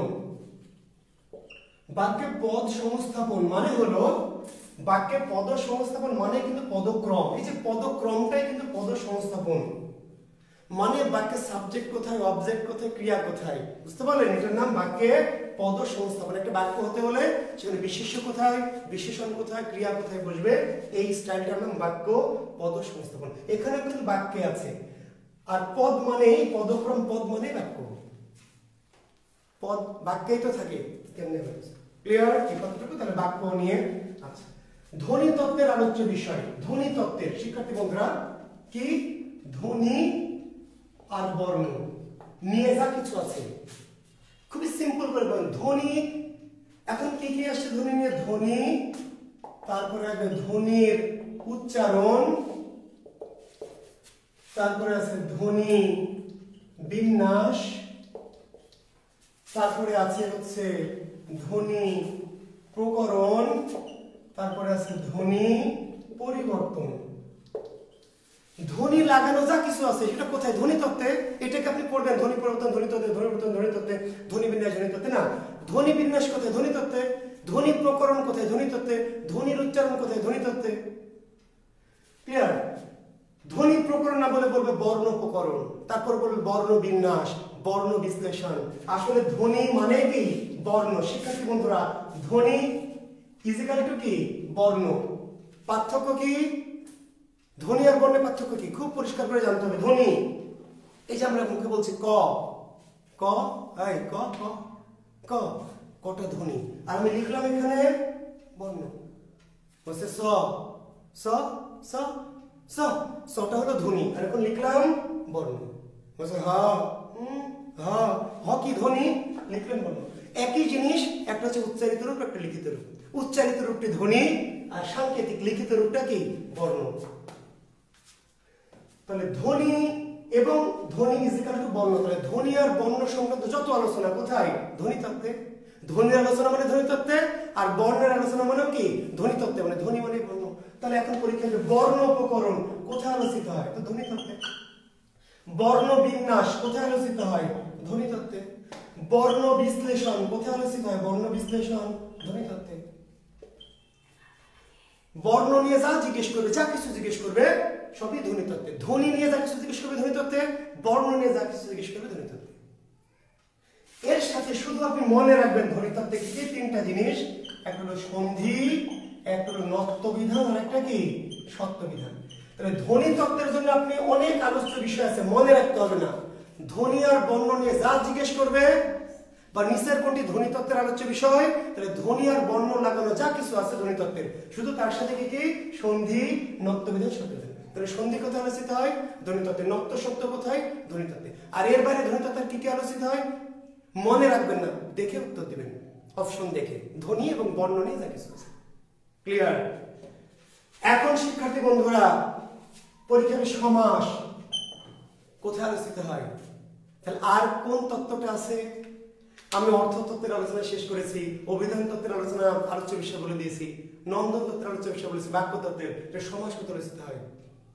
শব্দ তত্ত্বে। কারক কোথায় আলোচিত হয়? পদ প্রকরণ কোথায় আলোচিত হয়? লিঙ্গ, বচন, পদাশ্রিত নির্দেশক, বুঝতে পারলেন? তার মানে এখন সিম্পল যে এর বাইরে যত কিছু ব্যাকরণ আলোচ্য বিষয় আর থাকলো, আপনি সবচেয়ে বৃহৎ আলোচ্য বিষয় হলো শব্দ, প্রথম আলোচ্য বিষয় হলো ধ্বনিতত্ত্ব। প্রথম ব্যাকরণের প্রথম আলোচ্য বিষয় কি? ধ্বনিতত্ত্ব। আর বৃহৎ আলোচ্য বিষয় কি? শব্দ ও রূপতত্ত্ব। তাহলে আপনি শব্দ ও রূপতত্ত্ব কি কি আলোচ্য বিষয় পড়বেন না, দরকার নাই। ক্লিয়ার? পড়বেন না। কি কি পড়লেন? আমি আরেকবার বলছি, অর্থতত্ত্বে অর্থ সংক্রান্ত আলোচ্য বিষয় অর্থতত্ত্বে, বাক্য সংক্রান্ত আলোচ্য বিষয় কি? বাক্যতত্ত্বে। ধ্বনি আর বর্ণ সংক্রান্ত আলোচ্য বিষয় ধ্বনিতত্ত্বে। এর বাইরে ব্যাকরণের যা কিছু থাকলো, কারক, সমাস, লিঙ্গ, বচন, পদাশ্রিত নির্দেশক, উপসর্গ, অনুসর্গ, প্রত্যয়, বিভক্তি, ক্রিয়া, ক্রিয়া কোথায় আলোচিত হয়? যা কিছু জিজ্ঞেস করবে সবই কি শব্দভার উত্তর। ক্লিয়ার? আর দেখবেন, আর বই একটু সাজেস্ট করার কথা বলেছেন অনেকেই, আমি আজকে আর লিখে দিচ্ছি না, আজকে যেহেতু অনেক কথা বলেছে, অনেক সময় চলে গেছে আমাদের। আমি আগামী দিন ক্লাসের শুরুতেই কি করব, আপনাদের বাংলার জন্য কোন কোন বইটা একটু ফলো করবেন। আর একটি কথা বলছি, আপনার এই বিশ্বাসটা আমাকে নিশ্চয় করেছেন বলে আমার ক্লাসে এসেছেন, আমি শুধু একটু নিশ্চয়তা দিচ্ছি যে আমার ক্লাসগুলি যদি নিয়মিত করেন ইনশাল্লাহ, তাহলে আমি এমনভাবে কোর্সটা আমি করাবো আপনাদের যে বাংলাদেশের কোনো পরীক্ষায় আমার আলোচনার বাইরে কোনো প্রশ্ন ইনশাল্লাহ হবে না, এইটুকু বিশ্বাস রাখেন এবং আমার ক্লাসগুলি করেন। আমার ধারণা যে আপনি একসময় বলবেন যে স্যার এটুকু বলতে হবে, গ্লোবালাইজেশন যুগ পৃথিবীতে এবং ফেসবুক নেটওয়ার্ক, আপনাকে একসময় স্বীকার করতে হবে। আমি এইটুকু প্রত্যয় দিচ্ছি যে অবশ্যই আমার 25টি ক্লাস যেদিন শেষ করবেন, আমি 2-1টা বেশিও নিতে পারি, আমার 26-27টিও নিতে পারি, 30টিও নিতে পারি, আমি 25টি বলেছি কিন্তু আমি আরো 2টি ক্লাস নিতে পারি। আমার ক্লাসগুলি শেষ হলে আপনি নিশ্চয়ই বাংলা ব্যাকরণ সম্পর্কে আপনার একটা পরিষ্কার স্বচ্ছ ধারণা হবে, এইটুকু আমি নিশ্চয়তা দিচ্ছি। তো একটু ক্লাসগুলি করবেন, প্রয়োজনে এই ক্লাসগুলি রিপিট ক্লাস হিসেবে ভিডিও থেকে যাবে, আপনারা আরো 2-একবার পরে শুনবেন, শুনে শুনে জিনিসগুলো একটু মাথায় ভালো করে নেবেন, ঠিক আছে? তো শিক্ষার্থী বন্ধুরা, আগামী ক্লাসে আমরা শুরু করব ধ্বনিতত্ত্বের বর্ণ আলোচনা দিয়ে, কিন্তু শুরুতেই আমি মনে করে দেবেন, আমি একটু বাংলা কি কি সহায়ক গ্রন্থ একটু আপনারা রাখবেন, একটু দেখবেন, সেগুলো আমি শুরুতে বলে দেব। আজকে আর বলছি না, আজকে প্রথম দিন। হ্যাঁ, আচ্ছা, নেক্সট ক্লাস হচ্ছে আজকে কি বার? শনিবার, তাহলে সোমবারে, আগামী সোমবার রাত 9টায়। শিক্ষার্থী বন্ধুরা, আপাতত আমাদের ক্লাস শনি সোম বুধ রাত 9টা। তারপরে আমরা ইংরেজি ম্যাথের ক্লাস, রিয়াদ স্যারের যে ক্লাসগুলি চলছে সেই ক্লাসগুলি যদি শেষ হয়ে যায় তাহলে শুক্রবার করে আমি ইনক্লুড করব। আর যদি আগে ইনক্লুড করতে হয় তাহলে টাইমটা হয়তো একটু গণিতের চেয়ে আমার একটু 8 পিস করে টাইমটা সাজাবো। আপাতত শনি সোম বুধই চলবে, প্রয়োজন হলে আমি শুক্রবারটা যুক্ত করব। সেই ক্ষেত্রে গণিতের কোর্সটি চালু থাকলে ওই টাইমের যে আগে পিছিয়ে কোনো একটা টাইম বেছে নিয়ে আমরা দিব। আপাতত শনি সোম বুধ, ঠিক আছে? তাহলে আগামী সোমবার রাত 9টায় আমরা নেক্সট ক্লাসে আসছি। আর যেই দিন যেটুকু আলোচনা করছি শিক্ষার্থী বন্ধুরা, বাসায় আরেকবার বা ফ্রি সময় আরেকবার একটু এগুলো হ্যান্ড নোট, আমার নোটটাই হোক অথবা ক্লাসটা আরেকবার দেখে দেখে একটু আর লেকচার শিট ওইভাবে আসলে দেওয়া সম্ভব হবে না, তারপর শেষের দিকে যদি কিছু পিডিএফ ফাইল একটা দিতে পারি দিব। আর আসলে বইগুলো রেফারেন্স করছি, ওই সহায়ক বইগুলি ধরে নেন যে আর একটু হ্যান্ড নোট করবেন, আর সহায়ক বইগুলি আসলে নোট, ওই বই থেকেই তো আমরা এদিক ওদিক করে একটা নোট হয়তো কোচিংগুলি দেয়, নতুন তথ্য তো ভাই আবিষ্কার করে না। তারপরেও যদি কিছু পিডিএফ কিছু নোট দেওয়া সম্ভব হয় আমি চেষ্টা করব। ক্লিয়ার? তো ভালো থাকবেন সবাই, সবার জন্য। রিপিট ক্লাসের কোনো সময় থাকবে কিনা? না, সব সময় দেখা যাবে? সব সময় দেখা যাবে রিপিট ক্লাস, মানে এই যে ক্লাসটি হয়ে গেল এখন লাইভ ক্লাস, বাট এরপরে আপনি যখন চাই মন চাই তখন এই ক্লাসটা খুলে দেখতে পারবেন। ক্লিয়ার? যে কোনো সময়। ওকে, তো ধন্যবাদ, শুভরাত্রি, ভালো থাকবেন, আল্লাহ।